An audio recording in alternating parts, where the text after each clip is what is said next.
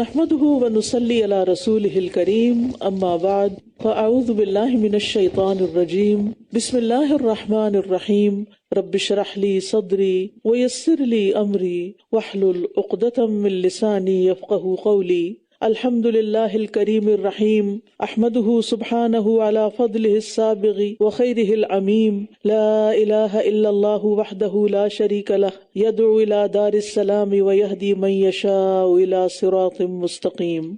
تمام قسم کی تعریف اللہ کے لیے ہے جو کرم نواز اور مہربان ہے۔ میں اللہ سبحانہ وتعالیٰ کے کامل فضل اور عام خیر پر اس کی حمد بیان کرتی ہوں۔ اللہ کے سوا کوئی معبود برحق نہیں، وہ اکیلا ہے اور اس کا کوئی شریک نہیں۔ وہ سلامتی کے گھر کی طرف بلاتا ہے اور جس کو چاہتا ہے سیدھے رستے کی ہدایت دیتا ہے۔ 12واں پارہ۔ اور زمین پر چلنے والا کوئی جاندار ایسا نہیں جس کا رزق اللہ کے ذمہ نہ ہو، اور وہ اس کے ٹھکانے اور اس کے سونپے جانے کی جگہ کو جانتا ہے۔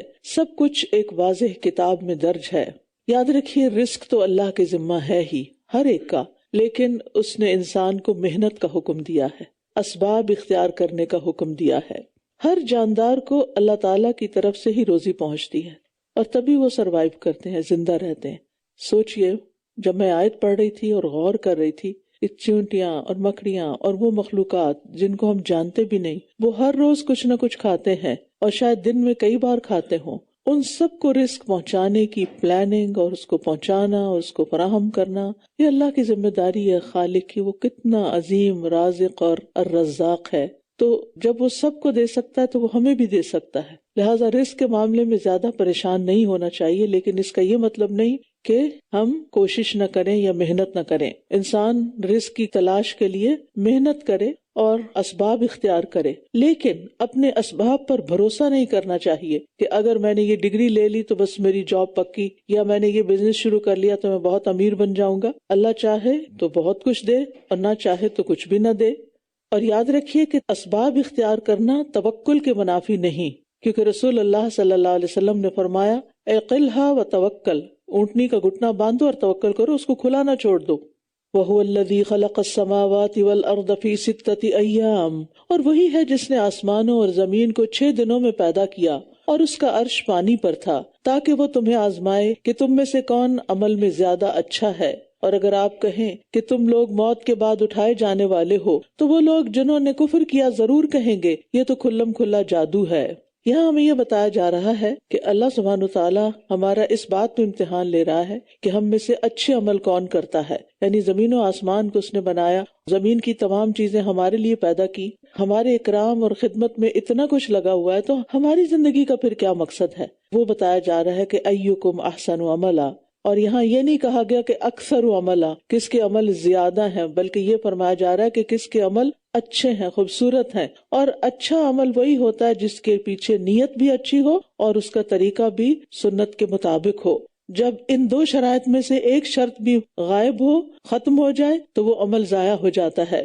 اور اگر ہم ایک گنی چنی مدت تک ان سے عذاب کو مؤخر کر دیں تو وہ ضرور کہیں گے کہ کس چیز نے اسے روک رکھا ہے۔ سنو، جس دن وہ عذاب ان پر آ جائے گا تو ان سے پھیرا نہیں جائے گا، اور وہ چیز انہیں گھیر لے گی جس کا وہ مذاق اڑایا کرتے تھے۔ اور اگر ہم انسان کو اپنی طرف سے رحمت کا مزہ چکھائیں، پھر ہم اسے اس سے واپس لے لیں، تو یقیناً وہ بہت مایوس ہونے والا، نہایت ناشکرا ہو جاتا ہے۔ نعمتوں کے چھن جانے پر عمومی طور پر انسان کا رویہ یہی ہوتا ہے کہ اگر کوئی چیز چلی جائے ہاتھ سے، کوئی جاب چلی جائے، کوئی چیز کھو جائے، یا انسان کے جسم میں کوئی تکلیف ہو جائے، کسی کی نگاہ چلی جائے، کوئی اور بیماری اس پر آ جائے، تو تھوڑی تکلیف ہو یا زیادہ، انسان اللہ تعالیٰ کی باقی ساری نعمتوں کو بھول جاتا ہے، سارا فوکس اسی ایک تکلیف پر آ جاتا ہے، اور پھر نا امید ہو جاتا ہے، اور گزشتہ اور موجودہ کوئی نعمت یاد نہیں رہتی۔ اسی کو ناشکری کہا گیا ہے۔ یعنی ناشکری صرف یہ نہیں کہ میں شکر ادا نہیں کرتی، ایسا تو زبان سے کوئی نہیں کہتا کہ میں شکر نہیں کرتی، سبھی کہتے ہیں ہم شکر ادا کرتے ہیں، لیکن شکر کیسے پتا چلے گا کہ تکلیف کے وقت ہمارا رویہ کیا ہوتا ہے، اس وقت ہماری زبان سے کیا نکلتا ہے، ہمارے دل میں کیا خیالات آتے ہیں۔ تو ہم سب نے اس پہ ورک کرنا ہے، کیونکہ یہ کمزوری کسی نہ کسی درجے میں ہم سب میں پائی جاتی ہے کہ تکلیف آنے پر ساری نعمتوں کو بھول جانا اور اللہ کو پھر کم یاد کرنا۔ تو مایوس ہونا جو ہے یہ کبیرہ گناہ ہے، مایوس ہونا کبیرہ گناہ ہے، ابن عباس کہتے ہیں کہ ایک آدمی نے کہا، اللہ کے رسول صلی اللہ علیہ وسلم، کبیرہ گناہ کون سے ہیں؟ آپ نے فرمایا، اللہ کے ساتھ شرک کرنا، اللہ کے رزق سے نا امید ہونا، اور اللہ کی رحمت سے مایوس ہونا۔ تو یہ ایمان کے منافی صفت ہے۔ تو مایوسی جو ہے یہ مومن کی صفت کے خلاف ہے، کیونکہ مومن کو جب نعمت ملتی ہے تو وہ شکر کرتا ہے، اور سختی میں صبر کے ساتھ ساتھ اپنے رب سے اچھی امید بھی رکھتا ہے۔ اور اگر ہم اس تکلیف کے بعد جو اسے پہنچی تھی آسائش کا مزہ چکھائیں تو یقیناً وہ ضرور کہے گا کہ سب تکلیفیں مجھ سے دور ہو گئیں۔ بے شک وہ بہت اترانے والا، بہت فخر کرنے والا بن جاتا ہے۔ یعنی انسان کا حال یہ ہے کہ جب تکلیف کے بعد آسانی ہو جائے، یعنی جو بیماری آئی تھی وہ چلی جائے، جو درد ہو رہا تھا وہ دور ہو گیا، تو کیا کہے گا؟ سب تکلیفیں مجھ سے دور ہو گئیں، اور پھر اترائے گا اس پر اور کسی کو خاطر میں نہیں لائے گا۔ یعنی بجائے اس کے کہ شکر ادا کرے اور اللہ کی طرف راغب ہو، اللہ ہی کو بھول جاتا ہے انسان۔ ہاں، یہ سب لوگ ایسا نہیں کرتے۔ الا الذین صبروا وعملوا الصالحات اولئک لهم مغفرۃ واجر کبیر، سوائے ان لوگوں کے جنہوں نے صبر کیا اور نیک اعمال کیے، یہی لوگ ہیں جن کے لیے بخشش اور بہت بڑا اجر ہے۔ یعنی یہ صابر مومن کا حال ہے کہ نہ وہ راحت میں پھولتا ہے اور نہ مصیبت میں رب کی نعمتوں کو بھولتا ہے۔ تو ہر حال میں ہمیں اللہ کا شکر ادا کرنا چاہیے۔ نبی صلی اللہ علیہ وسلم جب کوئی اچھی چیز دیکھتے تو فرماتے، الحمدللہ الذی بنعمتہ تتم الصالحات، اور اگر کوئی تکلیف ہوتی تو فرماتے الحمدللہ علی کل حال، ہر حال میں اللہ کی تعریف اور شکر ہے۔ یعنی اگر نعمت تھی تب بھی شکر، اور اگر تکلیف ہے تب بھی شکر۔ تو آپ کی طرف جو وحی کی جاتی ہے شاید آپ اس کا کچھ حصہ چھوڑنے والے ہیں، اور آپ کا سینہ اس سے تنگ ہوتا ہے کہ یہ کہتے ہیں کہ اس پر کوئی خزانہ کیوں نہ اتارا گیا، یا اس کے ساتھ کوئی فرشتہ کیوں نہ آیا۔ یقیناً آپ تو صرف خبردار کرنے والے ہیں، اور اللہ ہر چیز پر نگران ہے۔ کفار ہر وقت کوئی نہ کوئی معجزہ لانے کی فرمائش کرتے رہتے تھے کہ آپ پہ کوئی خزانہ کیوں نہیں اتارا گیا، آپ بہت پہاڑی سونے کا بنا دیجئے، یا کوئی فرشتہ ساتھ لے آئیے، طرح طرح کی فرمائشیں ہوتی تھی۔ تو نبی صلی اللہ علیہ وسلم کو یہاں تسلی دی جا رہی ہے کہ آپ ان کی باتوں سے پریشان اور غمزدہ نہ ہو، بلکہ آپ اپنا جو کام ہے، اپنا جو مشن ہے اس پر فوکسڈ ہوں اور کرتے جائیں جو آپ کر رہے ہیں، ان کی باتوں کو اگنور کر دیں۔ اور یہی سبق ہم سب کے لیے ہے کہ جب ہم نیکی کو پا لیں اور نیکی کو سمجھ جائیں اور نیکی پر ہمارا ایمان پکا ہو جائے تو بس پھر اس کو کر جائیں، پھر لوگوں کی پرواہ نہ کریں، کیونکہ نیکی تو ہوتی وہ ہے جو اللہ کے لیے کی جائے اور اللہ کے حکم کے مطابق کی جائے۔ یا یہ کہتے ہیں کہ اس قرآن کو اس نے خود گھڑ لیا ہے، کہہ دیجئے پھر تم بھی اس جیسی گھڑی ہوئی 10 صورتیں لے آؤ، اور اگر تم سچے ہو تو اللہ کے سوا جنہیں تم بلا سکتے ہو بلا لو، یعنی دنیا بھر سے مدد لے لو اور یہ کر کے دکھاؤ۔ لیکن اگر تم ایسا نہیں کر سکتے تو پھر مان جاؤ کہ یہ اللہ کی کتاب ہے اور اپنی زندگیوں کو اس کے مطابق بدل لو۔ پھر اگر یہ تمہاری بات کا جواب نہ دیں تو جان لو کہ بے شک یہ قرآن اللہ کے علم سے نازل کیا گیا ہے، اور یہ کہ اس کے سوا کوئی معبود نہیں۔ تو کیا تم اسلام لانے والے ہو؟ کیا تم فرما بردار بنتے ہو؟ من کان یرید الحیات الدنیا وزینتها نوفی الیہم اعمالہم فیہا وہم فیہا لا یبخسون۔ جو کوئی دنیا کی زندگی اور اس کی زینت چاہتا ہو، دنیا کی رونقیں، دنیا کے عیش و عشرت، ہم انہیں اس دنیا میں ان کے اعمال کا پورا پورا بدلہ دے دیں گے، یعنی دنیا میں ان کی مرضی پوری کر دیں گے اور اس دنیا میں ان سے کمی نہ کی جائے گی۔ بات یہ ہے کہ کفار اور مشرکین جو تھے وہ بھی نیکی کے کئی کام کیا کرتے تھے، ان میں سے کئی بڑے سخی تھے، حاجیوں کو گرم کھانا کھلاتے، پانی پلاتے، ان کی خدمت کرتے اور چیریٹی کے بہت سے کام کرتے تھے۔ لیکن ان کا مقصد کیا ہوتا تھا کہ اس کے عوض ہمیں دنیا میں ہی بدلہ ملے اور ہماری شہرت ہو اور ہمارا نام بلند ہو۔ تو اس پر اللہ تعالیٰ نے بتا دیا کہ جو ایسا چاہے گا پھر دنیا میں اس کو اس کے کیے کا بدلہ مل جائے گا، آخرت میں اس کے لیے کچھ نہیں۔ ہاں یہ ہے کہ آخرت میں ان نیکیوں کے سبب ان کے عذاب میں شاید کچھ تخفیف ہو جائے، یعنی جو زیادہ بڑے مجرم وہ زیادہ بڑے عذاب میں ہوں گے اور جو ان میں سے کم درجے کے ہیں ان کا عذاب کم ہوگا۔ لیکن یہ بات پکی ہے کہ ایمان کے بغیر آخرت میں کوئی نیکی کام نہ آئے گی، کوئی فائدہ نہ دے گی۔ کوئی شخص اخلاق کا کتنا بھی اچھا ہو، کتنے بھی بڑے بڑے نیکی کے کام کرے، کتنا بھی مال و دولت خرچ کر ڈالے، لیکن اگر اس کا ایمان درست نہیں تو اس کے لیے اس کے بدلے میں آخرت میں کچھ نہیں۔ ہاں دنیا میں اس کو کچھ نہ کچھ فائدہ ہو جائے گا، لیکن دنیا کا بڑے سے بڑا فائدہ بھی چھوٹا ہے، قلیل ہے۔ اور ہم سب مسلمانوں کو بھی یاد رکھنا چاہیے کہ دنیا کی شہرت کے لیے کی جانے والی نیکی آخرت میں کوئی حصہ نہ پائے گی، اور اخلاص نیت نہ ہو تو عبادت کا کوئی اجر ہی نہیں۔ اولئک الذین لیس لہم فی الآخرۃ الا النار، یہی وہ لوگ ہیں جن کے لیے آخرت میں آگ کے سوا کچھ نہیں، اور جو کچھ انہوں نے اس دنیا میں بنایا تھا وہ سب ضائع ہو گیا، بڑی سے بڑی ترقی، بڑے سے بڑی ایجادات سب ختم، اور جو کچھ یہ کر رہے ہیں برباد ہونے والا ہے۔ تو بات یہ ہے کہ ریاکاری سے کیا ہوا کوئی بھی عمل، چاہے روزے رکھے جائیں یا نمازیں پڑھی جائیں یا صدقات کیے جائیں یا جہاد کیا جائے، اس کا آخرت میں کچھ بھی فائدہ نہ ہوگا، بلکہ آپ صلی اللہ علیہ وسلم نے فرمایا یہ سب سے پہلے لوگ ہوں گے جن کو جہنم میں سب سے پہلے ڈال کر ان سے جہنم کی آگ کو بھڑکایا جائے گا، کہ جو بہت بڑے عالم تھے لیکن دکھاوے کے بنے ہوئے تھے، بہت بڑے سخی تھے لیکن شہرت کے لیے، اور بہت بڑے بڑے کارنامے کرتے تھے لیکن بہادر کہلانے کے لیے، یعنی میدان جنگ میں بڑے بڑے کارنامے دکھاتے لیکن بہادر کہلانے کے لیے۔ تو بات یہ ہے کہ انسان چھوٹا عمل کرے یا بڑا کرے، بس اللہ کی رضا کے لیے کرے۔ ابو ہریرہ نے جب یہ روایت بیان کی تو بہت زار و قطار روئے، کیونکہ غلط نیت کی وجہ سے انسان کا سارا عمل برباد ہو جائے گا۔ اللہ تعالی ہم سب کو محفوظ رکھے۔ ہمیں ہر روز اس کی دعا کرنی چاہیے کہ اللہ ہماری نیتوں کو سلامت رکھ اور ان کو صرف اپنے چہرے کے لیے خالص کر لے۔ کیا بھلا وہ شخص جو اپنے رب کی طرف سے ایک روشن دلیل پر ہو اور اس کی طرف سے یعنی اللہ کی طرف سے ایک گواہ بھی اس کے پیچھے آیا ہو، اور اس سے پہلے موسیٰ کی کتاب بھی رہنما اور رحمت تھی، یہی لوگ اس قرآن پر ایمان لاتے ہیں، اور تمام گروہوں میں سے جو کوئی اس کا انکار کرے گا تو آگ ہی اس کے وعدے کی جگہ ہوگی، بس آپ اس کی طرف سے کسی شک میں نہ رہیے، بے شک یہ قرآن آپ کے رب کی طرف سے سراسر حق ہے، لیکن اکثر لوگ ایمان نہیں لاتے۔ یہاں کافر اور مومن کا فرق بتایا گیا ہے۔ ایک وہ شخص ہے جو منکر ہے، کافر ہے، اس کے مقابلے میں ایک دوسرا شخص ہے جو اللہ کی طرف سے دلیل پر قائم ہے، اور اس پر ایک گواہ یعنی قرآن یا پیغمبر بھی، اسی طرح اس سے قبل نازل ہونے والی کتاب تورات بھی اس کی گواہی دیتی ہے، اور وہ ایمان لے آتا ہے، اور دوسرا شخص جو ایمان نہیں لاتا۔ کیا یہ دونوں برابر ہو سکتے ہیں؟ ایک کے پاس بھرپور دلائل ہیں حق پر ہونے کے، اور دوسرا ان سے بالکل خالی ہے۔ وَمَنْ أَظْلَمُ مِمَّنِ افْتَرَىٰ عَلَى اللَّهِ كَذِبًا، اور اس سے بڑا ظالم کون ہوگا جو اللہ پر جھوٹ گھڑے۔ یہی لوگ اپنے رب کے روبرو پیش کیے جائیں گے، اور گواہ کہہ اٹھیں گے کہ یہی وہ لوگ ہیں جنہوں نے اپنے رب پر جھوٹ بولا۔ سنو، ان ظالموں پر اللہ کی لعنت ہے جو اللہ کے راستے سے روکتے ہیں اور اس میں ٹیڑھا پن تلاش کرتے ہیں، اور وہ آخرت کے بھی انکاری ہیں۔ یعنی کچھ لوگ ایسے ہیں کہ جو باقاعدہ لوگوں کو اللہ کے دین سے روکتے ہیں، فلاں جگہ نہ جانا، درس نہ سننا، فلاں کو نہ سننا، حالانکہ خود سنا ہی نہیں ہوتا، خود پتہ ہی نہیں ہوتا کہ کیا کہا جا رہا ہے، اور دور دور سے بہکانا شروع کر دیتے ہیں شیطان کے بہکاوے میں آ کر، اور بعضوں کا جیلسی کی وجہ سے یا کچھ اور مقاصد کی وجہ سے۔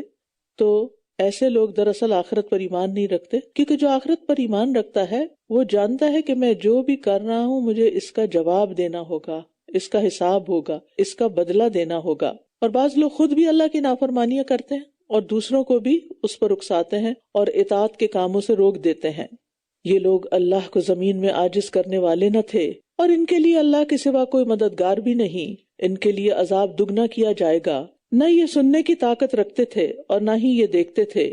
یہی وہ لوگ ہیں جنہوں نے اپنی جانوں کو خسارے میں ڈالا، اور گم ہو گئے ان سے وہ جھوٹ جو یہ گھڑا کرتے تھے۔ کوئی شک نہیں کہ یقیناً یہی آخرت میں سب سے زیادہ خسارہ پانے والے ہیں۔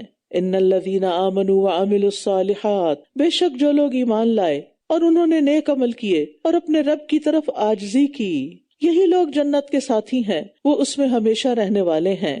اخبتوا الی ربہم، اخبات کا مطلب ہوتا ہے جھکنا، عاجزی کرنا، مطمئن ہونا۔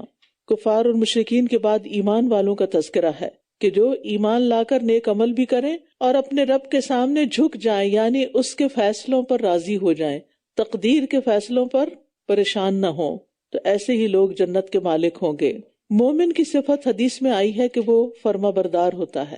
فرمایا المؤمن کالجمل الانف، مومن فرما بردار اونٹ کی طرح ہوتا ہے، اسے جہاں بھی لے جایا جائے وہ چل پڑتا ہے، یعنی اس کے اندر انا نہیں ہوتی، اکڑ نہیں ہوتی۔ اس کو جب حق بات پتہ چلتی ہے تو وہ خوشی کے ساتھ اس کو قبول کر لیتا ہے اور اپنی پرانی عادت کو چھوڑ کر نئی عادت اختیار کر لیتا ہے، یعنی اس کے اندر اڈیپٹیبلٹی ہوتی ہے۔ اور یہ ایک بہت بڑی کوالٹی ہے کہ انسان بدلتے ہوئے حالات کے مطابق، بدلتے ہوئے موسم کے مطابق چینج کو ایکسیپٹ کرے اور نئے ماحول کو اڈیپٹ کرے۔ جو بچیاں شادی کے بعد سسرال میں جا کر اس ماحول کو اڈیپٹ کر لیتی ہیں، ان کے لیے زندگی آسان ہو جاتی، اور جو ہر وقت یہ یاد کرتی رہتی ہیں ہمارے والدین یوں کرتے تھے، ہمارے باپ ایسے تھے، ہمارے سسر ایسے ہیں، ہماری ساس ایسی ہیں، ہماری والدہ ایسی ہیں، ہمارے گھر میں یہ پکتا تھا، یہاں یہ پکتا ہے، وغیرہ وغیرہ، تو پھر وہ جو پیچھے چھوڑ دیا وہ پیچھے رہ چکا ہے، وہ ساتھ نہیں آیا، وہ زندگی کا ایک حصہ تھا۔ اب زندگی ایک نئے موڑ پر آ گئی ہے، اب آج کے حالات کیا ہیں ان کے مطابق اپنے آپ کو ڈھالنا ہے، لیکن اس ڈھالنے کا مطلب یہ نہیں کہ اللہ کی نافرمانیاں شروع کر دیں۔ بعض لوگ کسی اسلامی ملک میں رہتے ہیں تو وہاں پر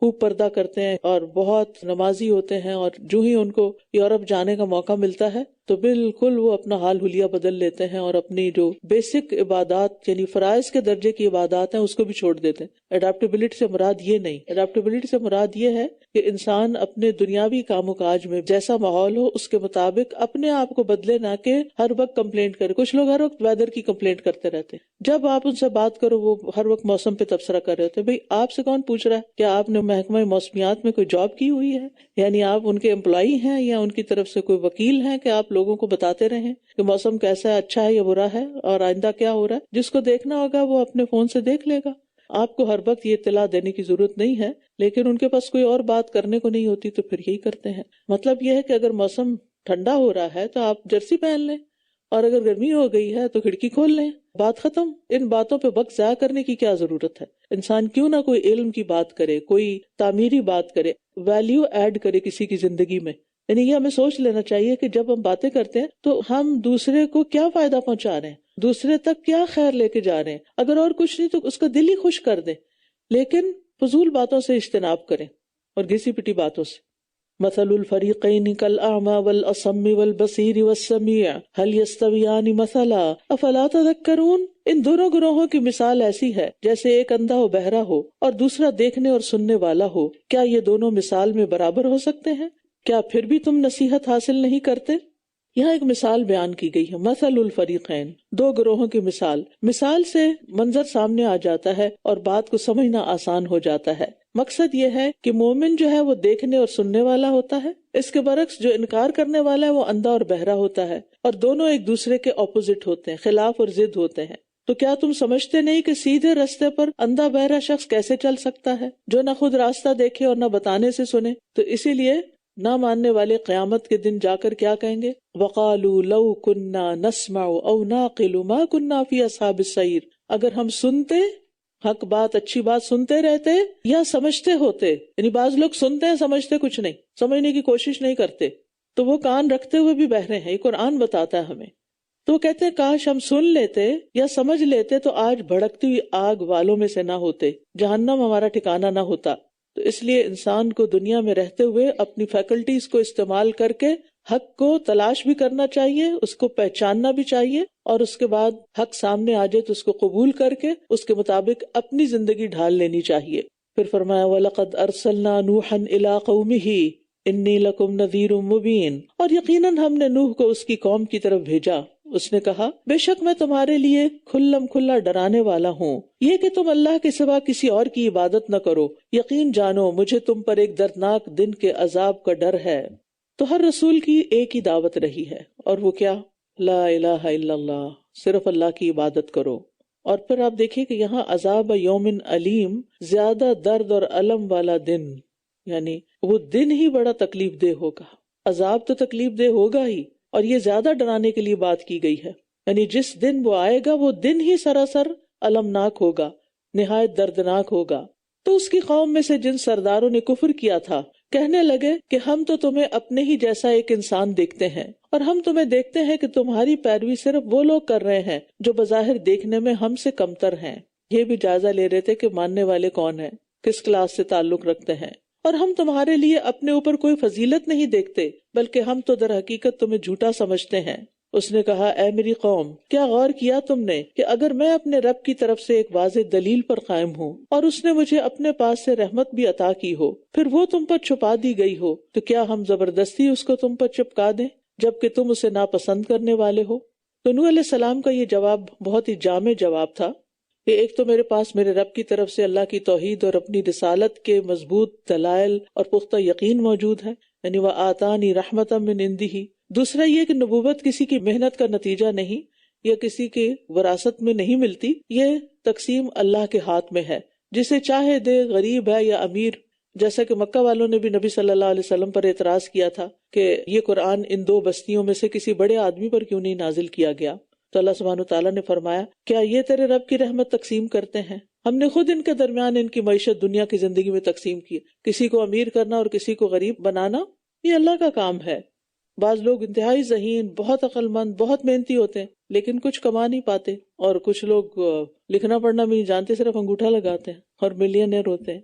اور پھر یہ ہے کہ اس کے ساتھ انہوں نے یہ بھی بتا دیا کہ ہم زبردستی نہیں کریں گے تمہارے ساتھ، جس کو ماننا ہے وہ مان لے، اور اگر غریب لوگ مان رہے ہیں تو یہ ان کے اپنے بھلے میں ہے، اور امیر لوگ اس کو ٹھکرا رہے ہیں تو اپنا نقصان ہے ان کا۔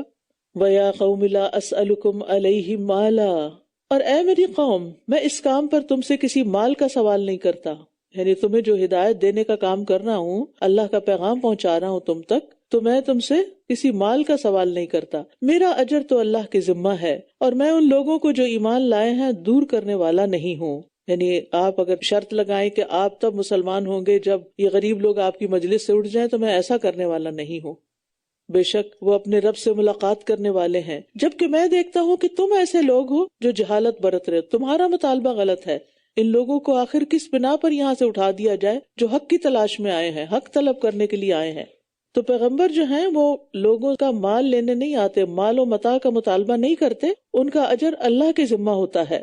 اور ایک بات یاد رکھیے، دین کے کام کی اجرت کا خیال دل میں اگر آتا ہے تو ٹھیک ہے، کچھ لوگوں کی ضرورت ہو سکتی ہے، ظاہر زندگی کا ایک پہیہ چلانا ہے، لیکن اس کی لالچ نہیں ہونی چاہیے کہ ہمیں کچھ ملے تو ہم کچھ کریں گے، نہیں ملے گا تو کچھ نہیں کریں گے۔ ایک وہ شخص ہے جو کسی سیلری کے لیے کام کرتا ہے، یہ کام کر لیتا ہوں تاکہ مجھے کچھ سیلری مل جائے، اور ایک وہ شخص ہے جو کہتا ہے کہ اس کی سیلری اللہ کے ذمہ ہے، اللہ سے لینا ہے۔ کیوں اللہ سے لینا ہے؟ کیونکہ اللہ جو دیتا ہے وہ کوئی اور دے ہی نہیں سکتا، لیکن پھر وہ اپنی نیت پر قابو رکھے، یہ نہیں کچھ دن تو یہ جذباتی بات کر لے اور پھر اس کے بعد رونا دھونا شروع کر دے کہ میرے ساتھ بڑا ظلم ہو رہا ہے، مجھے کچھ نہیں دیا جا رہا اور میرے حالات مشکل میں ہیں۔ نہیں، پھر اگر کمٹمنٹ کی ہے تو کمٹمنٹ کرے۔ اچھا، بعض لوگ کہتے ہیں ہم بس اللہ کے لیے کام کریں گے، لیکن ان کے کام کی کوالٹی کچھ بھی نہیں ہوتی، کیونکہ وہ اس طرح محنت نہیں کرتے، کیونکہ انہیں یہ ڈر نہیں ہوتا کہ ہمیں کوئی نکال دے گا۔ وہ سمجھتے ہیں یہ فری کے ورکرز ہیں، لہٰذا جیسا بھی کرتے ہیں آتے رہیں۔ لیکن کرنے والوں کو یہ سوچنا چاہیے کہ اگر ہم اللہ کی خاطر آ رہے ہیں اور اللہ کی خاطر کوئی نیکی کا کام کر رہے ہیں تو اس کی کوالٹی تو سیلری والوں سے بھی کہیں زیادہ بہتر ہونی چاہیے۔ اور ہاں، اگر کچھ لوگ سیلری بھی لے رہے ہیں تو ان کو بھی یہ سوچنا چاہیے کہ ہم اس کے لیے نہیں کر رہے، اور یہ تو اس کی قیمت ہو بھی نہیں سکتی، اس کا اصل اجر تو اللہ کے پاس ہے، لہٰذا مجھے صرف اتنے گھنٹے کام نہیں کرنا چاہیے جتنی کہ مجھے سیلری دی جا رہی ہے، مجھے اس سے ایکسٹرا بھی کرنا چاہیے جو صرف اور صرف اللہ کے لیے ہو، اور وہ اس سارے کام پر کسی قسم کا کسی پر بھی کوئی احسان نہ جتائے، اور کسی کے آگے بھی روئے نہ کہ میں بہت تھک گیا ہوں، مجھ سے بہت کام لیا جاتا ہے۔ وَيَا قَوْمِ مَن يَنصُرُنِي مِنَ اللَّهِ إِن طَرَدتُّهُمْ أَفَلَا تَذَكَّرُونَ، اور اے میری قوم اگر میں نے انہیں دور کر دیا تو اللہ کے مقابلے میں کون میری مدد کرے گا؟ کیا پھر تم نصیحت نہیں پکڑتے؟ اور نہ میں تم سے یہ کہتا ہوں کہ میرے پاس اللہ کے خزانے ہیں، اور نہ میں غیب جانتا ہوں، اور نہ میں کہتا ہوں کہ میں کوئی فرشتہ ہوں، اور نہ میں ان لوگوں کے بارے میں جنہیں تمہاری نگاہیں حقیر سمجھتی ہیں یہ کہتا ہوں کہ اللہ انہیں ہرگز کوئی بھلائی عطا نہ کرے گا۔ اللہ اسے خوب جانتا ہے جو ان کے دلوں میں ہے، اگر میں ایسا کہوں بے شک میں تب ضرور ظالموں میں سے ہو جاؤں گا۔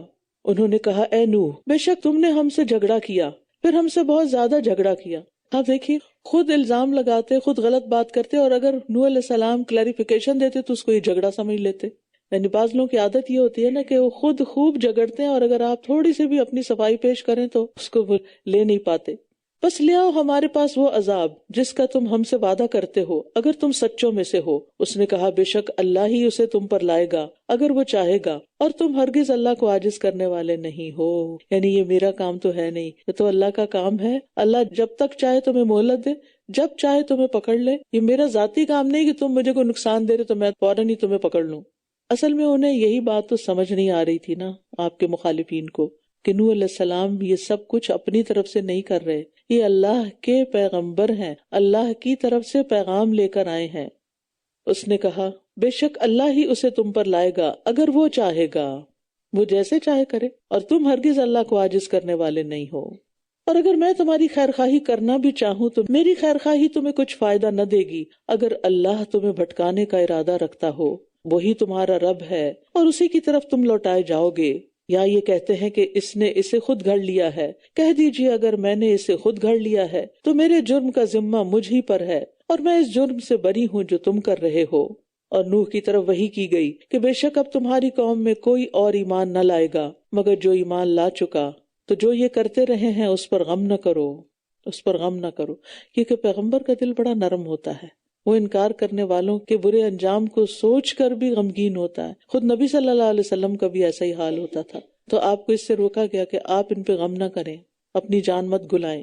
اور اس چیز کو آپ نے بھی محسوس کیا ہوگا کہ جب آپ اپنے بچوں کو کوئی ایسی بات بتاتے ہیں جو آپ سمجھتے ہیں کہ انہیں کر لینی چاہیے، لیکن اگر وہ نہیں کرتے تو پھر آپ کے دل کا حال کیا ہوتا ہے کہ ان کا کیا بنے گا۔ اگر ان کے ایمان میں کوئی ڈاؤٹس ہیں تو سخت پریشانی ہوتی ہے کہ ان کا کیا بنے گا، اور اگر ان کی نمازوں میں کوئی کمی بیشی ہے تو پریشانی ہوتی ہے، اور اگر وہ جماعت سے نہیں نماز پڑھتے تو پریشانی ہوتی ہے، اور اگر وہ وقت پر اپنا کوئی کام نہیں کرتے تو یعنی ایک ماں کا دل جو ہوتا ہے وہ کتنا شفیق اور مہربان ہوتا ہے کہ بچے کی چھوٹی سی دنیا کی تکلیف پر بھی تڑپ اٹھتا ہے۔ تو جس ماں کو یہ پتا ہو کہ آخرت کی تکلیف بہت بڑی ہے تو اس کے دل کا پھر کیا حال ہوگا۔ اور پیغمبر جو ہوتے ہیں وہ تو ماؤں سے بھی بڑھ کر شفیق ہوتے ہیں، اپنی قوم کے لیے خیر خواہ ہوتے ہیں ان کے۔ اب اللہ تعالیٰ نے بتا دیا کہ بس اب اور کوئی ایمان لانے والے نہیں، لہٰذا اب ان کی دنیا سے صفائی کا کام شروع۔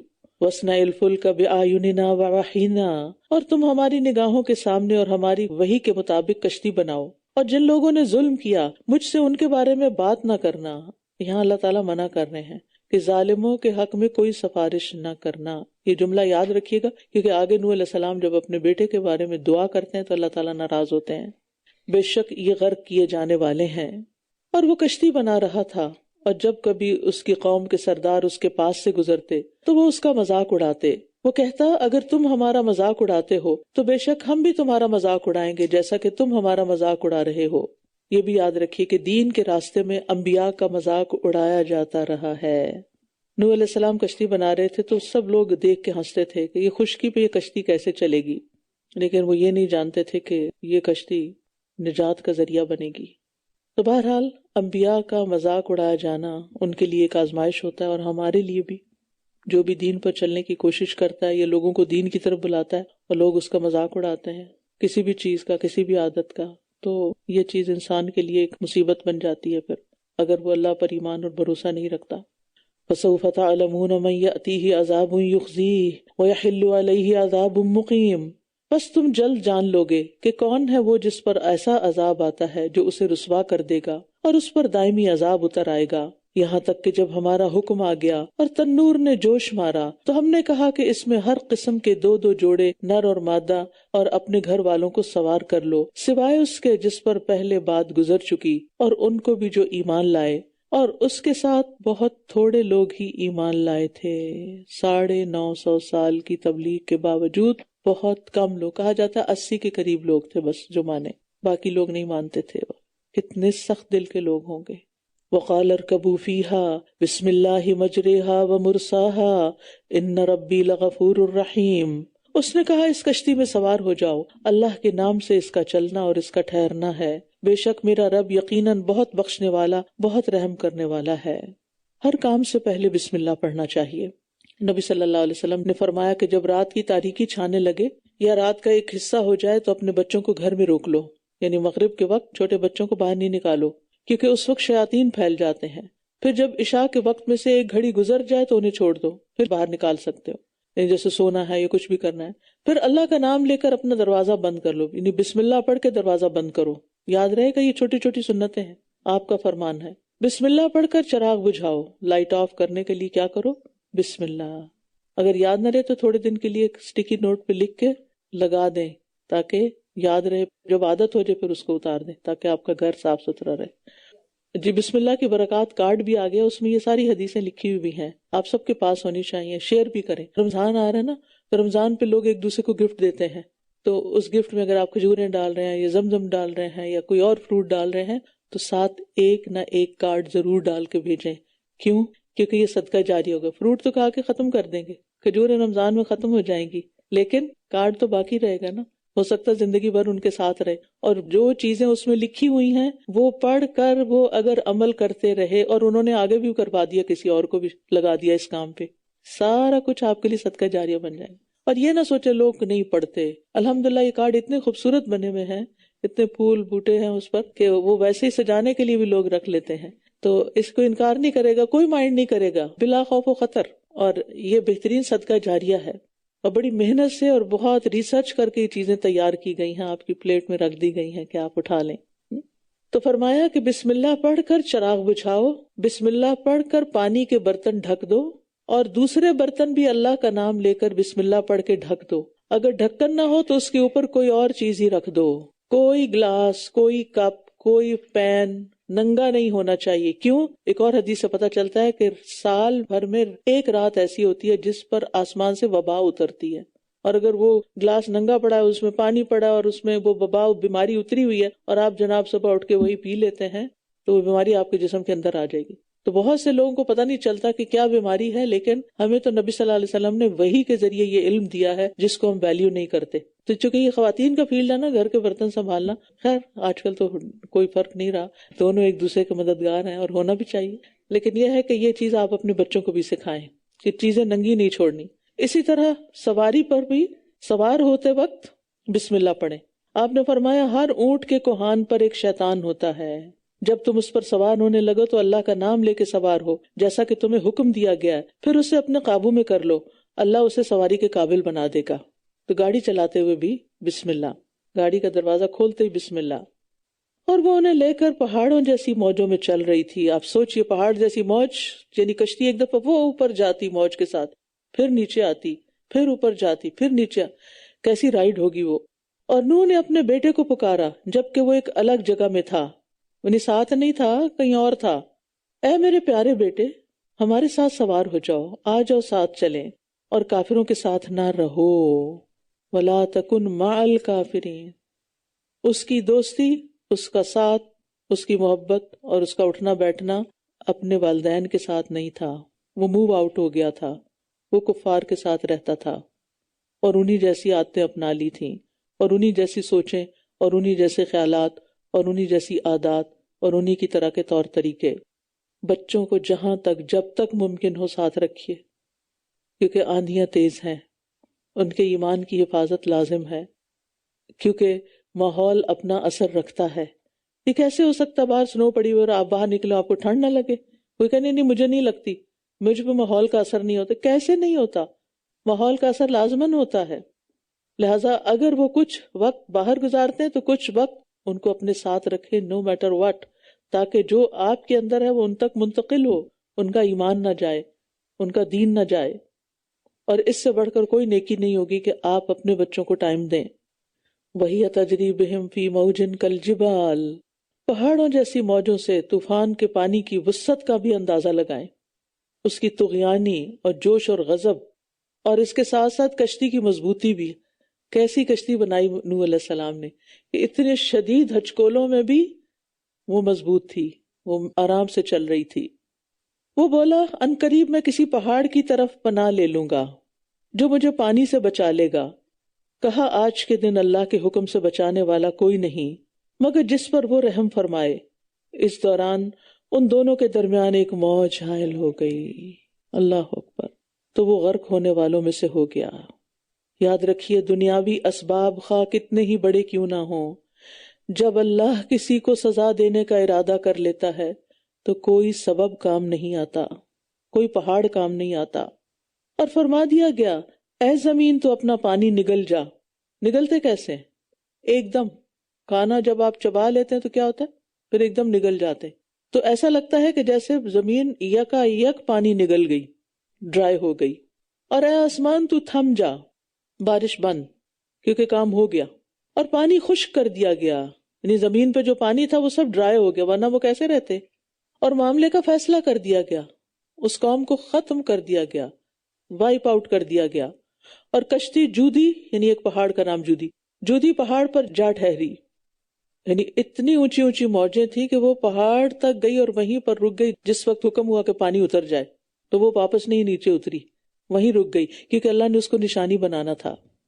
اور فرما دیا گیا رحمت سے دوری ہو ظلم کرنے والوں کے لیے، ظالموں پر لعنت ہو. یہ جودی پہاڑ جو ہے نا عراق اور ترکی کے درمیانی علاقے میں، جسے کردستان کہتے ہیں، موصل کی طرف.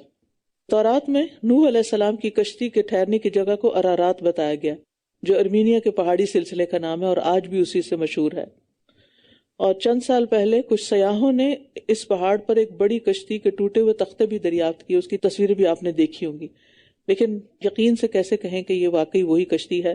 بہرحال اللہ بہتر جانتا ہے، اگر وہی ہے تو اللہ نے اس کو نشانی بنا دیا۔ نوح علیہ السلام کی قوم جو تھی یہ دجلہ اور فرات کی وادی میں آباد تھی، جو بعد میں عراق کے نام سے مشہور ہوئی ہے۔ وَنَادَى نُوحٌ رَبَّهُ، اور نوح علیہ السلام نے اپنے رب کو پکار کر کہا، اے میرے رب، بے شک میرا بیٹا میرے گھر والوں میں سے ہے، اور یقیناً تیرا وعدہ سچا ہے، اور تو سب حاکموں سے بہتر حاکم ہے۔ فرمایا، اے نوح، بے شک وہ تمہارے گھر والوں میں سے نہیں ہے۔ اللہ اکبر۔ بے شک وہ ایسا عمل ہے جو غیر صالح ہے، بس تم مجھ سے وہ سوال نہ کرو جس کا تمہیں کچھ علم نہیں، میں تمہیں نصیحت کرتا ہوں کہ تم جاہلوں میں شامل نہ ہو۔ حضرت نوح علیہ السلام نے قرابت نسبی یعنی اپنی حسب نسب کے رشتے کا لحاظ کرتے ہوئے اسے اپنا بیٹا کہا تھا، لیکن اللہ سبحانہ وتعالیٰ نے کہا کہ نہیں، وہ بیٹا ہی نہیں تمہارا، کیونکہ اللہ تعالیٰ کے نزدیک جو رشتہ ایمان کی بنیاد پر ہو وہ قرابت سے بھی زیادہ قریب ہوتا ہے، اس لیے نفی کر دی گئی کہ وہ تیرے گھرانے میں سے نہیں۔ یعنی نبی کا اصل گھرانہ تو وہی ہے جو اس پر ایمان لائے، چاہے وہ کوئی بھی ہو، کسی بھی رنگ نسل سے ہو، اور اگر کوئی ایمان نہیں لاتا، چاہے وہ نبی کا باپ ہو جیسے ابراہیم علیہ السلام کے والد، یا بیٹا ہو جیسے نوح علیہ السلام کے بیٹے، یا بیوی ہو جیسے لوط علیہ السلام کی بیوی، وہ نبی کے گھرانے کا فرد نہیں کہلاتا، اس سے رشتہ ختم۔ تو یاد رکھنے کی بات یہ ہے کہ ایمان اور عمل صالح کے علاوہ کوئی رشتہ داری کام نہیں آئے گی، کہ میں فلاں عالم کا بیٹا ہوں، اسکالر کا بیٹا ہوں، یا فلاں مبلغ کا بیٹا ہوں، یا فلاں سید گھرانے سے ہوں، یا نبی صلی اللہ علیہ وسلم کی آل میں سے ہوں، کچھ کام نہیں آئے گا جب تک کہ ایمان اور عمل نہ ہو۔ آج کل تو لوگ بزرگوں کو ہی بس اپنی نجات کے لیے کافی سمجھتے ہیں، جو کہ ایک بہت بڑی بھول ہے۔ قال رب انی اعوذ بک ان اسألک ما لیس لی بہ علم والا تغفر لی وترحمنی اکن من الخاسرین۔ اس نے کہا، اے میرے رب، بے شک میں تیری پناہ لیتا ہوں اس بات سے کہ میں تجھ سے وہ سوال کروں جس کا مجھے کچھ علم نہیں، اور اگر تو نے میری بخشش نہ کی اور مجھ پر رحم نہ کیا تو میں خسارہ پانے والوں میں سے ہو جاؤں گا۔ نوح علیہ السلام نے فوراً اپنی بات سے رجوع کر لی۔ فرمایا گیا، اے نوح، ہماری طرف سے سلامتی کے ساتھ اتر جاؤ، اور برکتیں ہوں تم پر اور ان جماعتوں پر جو ان میں سے تمہارے ساتھ ہیں، اور کچھ اور جماعتیں ہیں جنہیں ہم عنقریب فائدہ دیں گے، پھر انہیں ہماری طرف سے دردناک عذاب آ پکڑے گا۔ تو ایمان والوں پر اللہ کی سلامتی اور برکتیں ہیں، اور ان لوگوں پر بھی جو نوح علیہ السلام کے ساتھ تھے، یعنی وہ سارے مومن جو قیامت تک تمہاری اور تمہارے ساتھ والوں کی نسل سے پیدا ہوں گے۔ لیکن ہوا کیا کہ ان میں سے پھر جو اگلی قوم آئی اس کا بھی یہی حال ہوا، کچھ تو ایمان والے تھے اور کچھ ان کی نیک لوگوں کی اولاد میں سے بھٹک گئے۔ تلک من انباء الغیب نوحیھا الیک، یہ غیب کی خبریں ہیں جنہیں ہم آپ کی طرف وحی کر رہے ہیں، اس سے پہلے نہ تو آپ اور نہ آپ کی قوم انہیں جانتی تھی، بس آپ صبر کیجئے، بے شک اچھا انجام متقین کے لیے ہے۔ وَإِلَىٰ عَادٍ أَخَاهُمْ هُودًا، اور عاد کی طرف ہم نے ان کے بھائی ہود کو بھیجا، اس نے کہا، ہے میری قوم اللہ کی عبادت کرو، اس کے سوا تمہارا کوئی معبود نہیں، تم تو محض جھوٹ گھڑ رہے ہو۔ اے میری قوم، میں تم سے اس پر کسی اجر کا سوال نہیں کرتا، میرا اجر تو اسی کے ذمہ ہے جس نے مجھے پیدا کیا ہے، پھر بھی تم عقل سے کام نہیں لیتے۔ اور اے میری قوم، اپنے رب سے بخشش طلب کرو، پھر اس کی طرف لوٹ آؤ، وہ تم پر آسمان سے خوب برسنے والی بارش بھیجے گا، اور تمہاری قوت پر مزید قوت کا اضافہ کرے گا، اور تم مجرم بن کر منہ نہ پھیرو۔ تو گناہوں سے توبہ بارشوں کے نزول کا سبب ہے۔ اصل بات یہ ہے کہ استغفار اللہ کے عذاب سے حفاظت اور امان ہے۔ نبی صلی اللہ علیہ وسلم نے فرمایا، بندہ جب تک اللہ عز و جل سے استغفار کرتا رہتا ہے اس وقت تک اللہ کے عذاب سے محفوظ رہتا ہے، اس پر عذاب نہیں آتا۔ تو یہ ہم سب کو اپنی ہیبٹ بنا لینی چاہیے کہ دن میں ہو سکے تو 70 سے 100 بار استغفار کرے، اور اگر کسی وجہ سے نہیں کر پائے تو کم از کم 3 دفعہ استغفر اللہ الذی لا الہ الا هو الحی القیوم واتوب الیہ پڑھے، کیونکہ یہ سارے گناہوں کی معافی کا ذریعہ بن جاتا ہے۔ انہوں نے کہا، اے ہود، تو ہمارے پاس کوئی واضح دلیل نہیں لایا۔ سبحان اللہ، سب کچھ بتا کے بھی کہ نہیں ہمیں نہیں سمجھ آ رہی۔ اور نہ ہی ہم تیری بات کی وجہ سے اپنے معبودوں کو چھوڑنے والے ہیں. اصل مشکل تو یہاں تھی نا. اور نہ ہی ہم تیری بات ماننے والے ہیں. کتنے بلنٹ لوگ تھے. ہم نے کچھ نہیں کرنا، تم جو مرضی سمجھا دو. اللہ کے پیغمبر کے ساتھ یہ کر رہے ہیں. ہم اس کے سوا کچھ نہیں کہتے کہ ہمارے کچھ معبودوں نے تجھے کسی تکلیف میں مبتلا کر دیا ہے، یعنی تم ہمارے معبودوں کو نہیں مانتے، لہٰذا انہوں نے تم پر کوئی بد دعا کر دی ہے یا تمہارے ساتھ کوئی برا کیا ہے، اس لیے تم ایسی باتیں کر رہے ہو. اس نے کہا بے شک میں اللہ کو گواہ بناتا ہوں اور تم بھی گواہ رہو کہ میں یقیناً ان سے بری ہوں جنہیں تم اللہ کا شریک ٹھہراتے ہو. یہاں 4 جملوں میں ہود علیہ السلام کی قوم نے سخت ترین لفظوں میں انہیں جھٹلا کر ان پر ایمان لانے سے صاف انکار کر دیا. پہلے جملے میں ان پر نبوت کی ایک بھی دلیل پیش نہ کرنے کا بہتان لگایا. دوسرے اور تیسرے جملے میں اپنے معبودوں کو چھوڑنے اور ہود علیہ السلام پر ایمان لانے سے انکار کیا. اور چوتھی بات یہ کہ انہوں نے ہود علیہ السلام کو جھٹلانے کے ساتھ مزید توہین کی اور مذاق بھی اڑایا. لیکن انہیں یہ یاد نہ رہا کہ اللہ کے سوا کوئی کسی کا کچھ بھی نہیں بگاڑ سکتا اور نہ ہی بنا سکتا ہے اس کے سوا، لہٰذا تم میرے خلاف چال چلو، پھر تم مجھے بالکل مہلت نہ دو. میں نے تو اللہ پر توکل کر لیا جو میرا رب ہے اور تمہارا رب بھی. لوگوں کی مخالفتوں کے وقت اللہ پہ بھروسہ کریں، اور کوئی جاندار ایسا نہیں جس کی پیشانی کو وہ پکڑے ہوئے نہ ہو. بے شک میرا رب سیدھے رستے پر ہے. ان ربی علی صراط مستقیم، اور اسی رستے پر ہی تو کامیابی ملتی ہے. پھر بھی اگر تم منہ پھیرتے ہو تو بے شک میں نے تمہیں وہ سب پہنچا دیا جسے دے کر میں تمہاری طرف بھیجا گیا ہوں، اور میرا رب تمہارے علاوہ کسی اور قوم کو جانشین بنا دے گا اور تم اس کا کچھ بھی نہ بگاڑ سکو گے. بے شک میرا رب ہر چیز پر خوب نگران ہے. اور جب ہمارا حکم آ گیا تو ہم نے ہود کو اور ان لوگوں کو جو اس کے ساتھ ایمان لائے تھے اپنی طرف سے خاص رحمت کے ساتھ نجات دے دی، اور ہم نے انہیں ایک سخت عذاب سے بچا لیا. تو اللہ کی رحمت ہی نجات کا باعث ہے، چاہے کوئی کتنا بھی نیک کیوں نہ ہو. ہود علیہ السلام نے اپنی پوری کوشش صرف کر دی کام کرنے کے لیے، لیکن بچایا اللہ کی رحمت نے ان کے مخالفوں سے. اور یہ تھے عاد جنہوں نے اپنے رب کی آیات کا انکار کیا اور اس کے رسولوں کی نافرمانی کی، اور ہر سرکش اناد رکھنے والے شخص کے حکم کی پیروی کی، اور ان کے پیچھے اس دنیا میں بھی لعنت لگا دی گئی، اور قیامت کے دن بھی یعنی اللہ کی رحمت سے دور ہوں گے. خبردار، عاد نے اپنے رب کی ناشکری کی، سنو دوری ہے عاد کے لیے جو ہود کی قوم تھی. اور سمود کی طرف ان کے بھائی صالح کو بھیجا. اس نے کہا ہے میری قوم، تم اللہ کی عبادت کرو جس کے سوا تمہارا کوئی معبود نہیں. وہی ہے جس نے تمہیں زمین سے پیدا کیا اور اسی میں تمہیں آباد کیا. بس اس سے مغفرت طلب کرو، پھر اس کی طرف لوٹ آؤ. بے شک میرا رب بہت قریب ہے، جواب دینے والا ہے. ان ربی قریب مجیب. قریب ہم سے اپنے علم کے ساتھ ہے، اپنی قدرت کے لحاظ سے ہے، اور مجیب دعاؤں کا قبول کرنے والا ہے. دن میں بھی دعائیں قبول ہوتی ہیں، خاص طور پر رات کے آخری حصے میں جب اللہ تعالیٰ آسمان دنیا پر آتے ہیں اور فرماتے ہیں کوئی ہے جو مجھ سے دعا کرے تو میں اس کی دعا قبول کر لوں، کوئی ہے مجھ سے مانگنے والا تو میں اسے عطا کر دوں، کوئی مجھ سے بخشش طلب کرنے والا ہے کہ میں اس کو بخش دوں. تو اس وقت کی دعاؤں کا اہتمام کیجیے. اب تو رمضان آنے والا ہے الحمدللہ، تو آپ نے سحری کے لیے تو اٹھنا ہی اٹھنا ہے نا. اگر آپ بھرپور سحری نہیں بھی کر سکتے تو آپ کم از کم پانی کا ایک گلاس ساتھ رکھ لیں، کھجور رکھ لیں. سحری کے بغیر نہ روزہ رکھیں، اور اس کے ساتھ دعا کرنا مت بھولیں. جو بھی آپ کی پسندیدہ دعائیں ہیں جو روز یہاں یاد کرتے ہیں اس کو دہرا لیں. وہ کہنے لگے اے صالح، اس سے پہلے تو تم ہمارے درمیان ایسے نوجوان تھے جس سے بہت سی امیدیں وابستہ تھیں. کیا تم ہمیں ان بتوں سے روکتے ہو جن کی عبادت ہمارے آبا و اجداد کرتے رہے؟ اور ہم تو اس دین کے بارے میں جس کی طرف تم ہمیں بلاتے ہو بے چین کر دینے والے شک میں مبتلا ہیں. اس نے کہا اے میری قوم، کیا تم نے غور کیا اگر میں اپنے رب کی طرف سے ایک واضح دلیل پر ہوا اور اس نے مجھے اپنی طرف سے رحمت عطا کی ہو، تو اگر میں نے اس کی نافرمانی کی تو کون اللہ کے مقابلے میں میری مدد کرے گا؟ پھر تم مجھے اور ہی زیادہ نقصان میں ڈال دو گے. اور اے میری قوم، یہ اللہ کی اونٹنی تمہارے لیے ایک نشانی ہے، بس اسے چھوڑ دو کہ یہ اللہ کی زمین میں چرتی پھرے، اور تم اسے برے ارادے سے ہاتھ مت لگانا ورنہ تمہیں فوری عذاب پکڑ لے گا.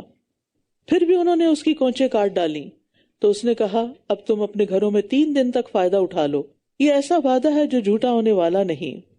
اب دیکھیے کہ کونچیں ایک شخص نے کاٹی تھی، ساری قوم کو کہا جا رہا ہے کہ انہوں نے یہ کام عقروہا جمع کا صیغہ استعمال کیا گیا. کیوں؟ اس عمل کو سب کی طرف کیوں منسوب کیا گیا؟ کیونکہ باقی سارے اس کے ساتھ تھے، اس کی ہاں میں ہاں ملا رہے تھے، اس کے ساتھ اپنا کانسنٹ دے رہے تھے کہ کرو کرو. تو اگر آپ کسی برے انسان کا ساتھ دیتے ہیں تو پھر یاد رکھیے کہ جو وہ برائی کرے گا اس میں آپ بھی حصے دار ہو جائیں گے. تو برائی کی شے بھی نہیں دینی چاہیے اور جو کر رہا ہو اس کی مدد بھی نہیں کرنی چاہیے. پھر جب ہمارا حکم آ گیا تو ہم نے صالح کو اور ان لوگوں کو جو اس کے ساتھ ایمان لائے تھے اپنی رحمت سے نجات دے دی، اور اس دن کی رسوائی سے بھی. بے شک آپ کا رب وہ بہت قوت والا، بہت زبردست ہے. اور جن لوگوں نے ظلم کیا تھا انہیں ایک چنگھاڑ نے پکڑ لیا تو وہ اپنے گھروں میں اوندھے منہ پڑے رہ گئے، ایسے کہ گویا وہ کبھی ان میں بسے ہی نہ تھے. سنو، بے شک سمود نے اپنے رب کی ناشکری کی، سنو دوری ہے سمود کے لیے. اور بلا شبہ ہمارے بھیجے ہوئے فرشتے ابراہیم کے پاس خوشخبری لے کر آئے. وَلَقَدْ جَاءَتْ رُسُلُنَا إِبْرَاهِيمَ بِالْبُشْرَى قَالُوا سَلَامًا، کہنے لگے سلام ہو. قَالَ سلام، اس نے بھی کہا سلام. فَمَا لَبِثَ أَنْ جَاءَ بِعِجْلٍ حَنِيذٍ، بس وہ تھوڑی ہی دیر میں ایک بھنا ہوا بچڑا لے آیا. رسولنا سے مراد اللہ کے فرشتے ہیں جو انسانی شکل میں ابراہیم علیہ السلام کے پاس بیٹے اور پوتے اسحاق اور یعقوب کی خوشخبری لے کر آئے تھے. ان کی تعداد بعض نے 3 بتائی کہ جبرائیل، میکائیل اور اسرافیل تھے، بعض نے 9، بعض نے اس سے زیادہ، لیکن قرآن و سنت سے ہمیں صحیح تعداد نہیں پتہ چلتی. لیکن یہ پتہ چلتا ہے کہ وہ ایک فرشتہ نہیں تھا، زیادہ تھے. تو اس سے پتہ چلتا ہے کہ فرشتے انسانی شکل اختیار کر سکتے ہیں. یہ قرآن سے ثابت ہو رہا ہے، انسانی شکل میں آ سکتے ہیں. پھر اسی طرح جنات بھی انسانی شکل اختیار کر سکتے ہیں. دوسری بات یہ کہ علم الغیب صرف اللہ کی ذات کے ساتھ خاص ہے. ابراہیم علیہ السلام اولو العزم پیغمبر ہو کر بھی ان مہمانوں کو پہچان نہیں سکے. اس سے کیا پتہ چلتا ہے کہ ان کے پاس غیب کا علم نہیں تھا، ورنہ وہ کھانے کا اہتمام ہی نہ کرتے، کیونکہ فرشتے تو کھاتے پیتے ہی نہیں ہیں. اور جب پیغمبر علم الغیب نہیں جانتے تو باقی لوگ کیسے جان سکتے ہیں؟ تیسری بات، مہمان نوازی انبیاء علیہ السلام کی صفت ہے. خصوصاً ابراہیم علیہ السلام تنہا کھانا نہیں کھاتے تھے. حضرت خدیجہ نے نبی صلی اللہ علیہ وسلم کا بھی پہلی وحی کے موقع پر جو آپ کے اوصاف کا اقرار کیا تھا اور آپ کی جو خوبیاں بیان کی تھی اور آپ کی جو تعریف بیان کی تھی آپ کو حوصلہ دلانے کے لیے، تو اس میں ایک بات یہ بھی تھی وَتَقْرِ الضَّيْفِ، کہ آپ مہمان نوازی کرتے ہیں. تو مہمان نوازی جو ہے وہ ایمان کا حصہ ہے. نبی صلی اللہ علیہ وسلم نے فرمایا جو شخص اللہ اور آخرت کے دن پر ایمان رکھتا ہے اسے چاہیے کہ اپنے مہمان کی عزت کرے.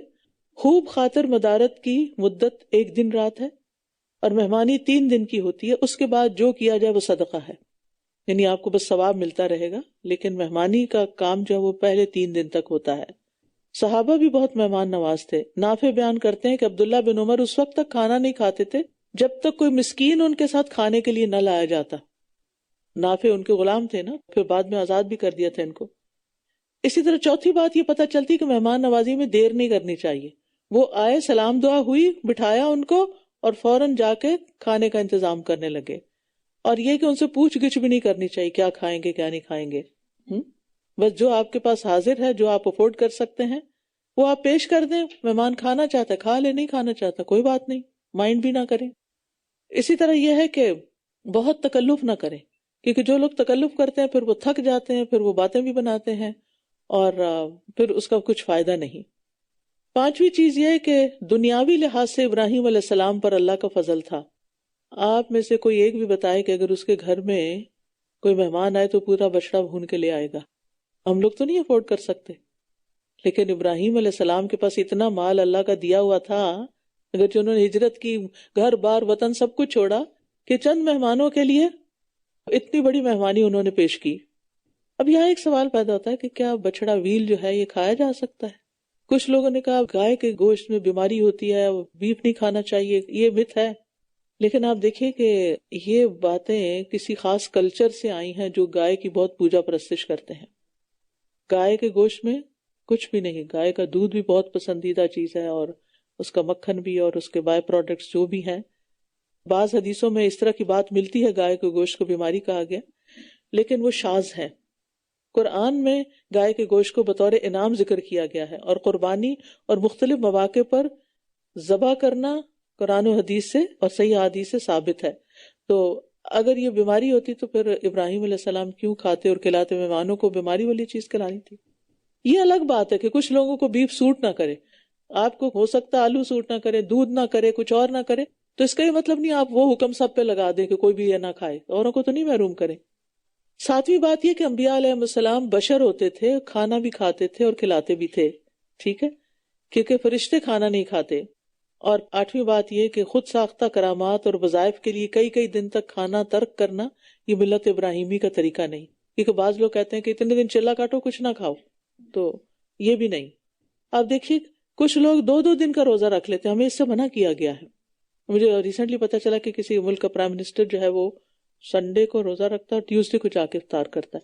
تو بہرحال وہ اس کا اپنا کوئی پرسنل ایکسپیرینس ہوگا، لیکن ہمارے دین میں کیا ہے، صبح روزہ رکھو اور شام کو افطار کر لو۔ فَلَمَّا رَأَىٰ أَيْدِيَهُمْ لَا تَصِلُ إِلَيْهِ نَكِرَهُمْ، پھر جب اس نے دیکھا کہ ان کے ہاتھ اس کی طرف نہیں بڑھ رہے تو اس نے انہیں اجنبی سمجھا اور ان سے خوف محسوس کیا۔ انہوں نے کہا مت ڈرو، بے شک ہم تو قوم لوط کی طرف بھیجے گئے ہیں، مت ڈرو ہم قوم لوط کی طرف بھیجے گئے ہیں۔ تو ابراہیم علیہ السلام نے کھانا بھی پیش کیا اور کھانے پر اصرار بھی کیا، لیکن دیکھا کہ وہ تو کھا ہی نہیں رہے، تو وہ ذرا خوف زدہ ہو گئی۔ کیوں خوف زدہ؟ کیونکہ اس علاقے کا کلچر یہ تھا کہ اگر کوئی گھر آئے مہمان اور کھانا نہ کھائے تو اس کا مطلب ہے وہ برے ارادے سے آیا ہے۔ تو اس پر ابراہیم علیہ السلام نے صاف کہہ دیا انا منکم وجلون، ہمیں تو بھئی آپ سے ڈر لگ رہا ہے، آپ کھانا نہیں کھا رہے۔ تو پھر انہوں نے بتا دیا کہ ہم تو کھانا نہیں کھاتے، ہم تو فرشتے ہیں۔ اور ساتھ ہی کہا قالوا لا تخف انا ارسلنا الی قوم لوط، ہم تمہیں کچھ نہیں کہیں گے، ہم تو قوم لوط کی طرف بھیجے گئے ہیں۔ اور اس کی بیوی جو قریب ہی کھڑی تھی تو وہ ہنس دی، وامرأتہ قائمۃ، پھر ہم نے اسے اسحاق کی اور اسحاق کے بعد یعقوب کی خوشخبری دی۔ سبحان اللہ، وہ جو پیچھے 8 باتیں بتائیں اس میں ایک اور 9ویں کا بھی اضافہ کر لیں۔ وہ کیا کہ بیوی تھی گھر میں لیکن ابراہیم علیہ السلام نے خود سرو کیا، یعنی مہمان کو، صاحب خانہ کو خود آفر کرنا چاہیے، خود سرو کرنا چاہیے اس کی عزت افزائی کے لیے۔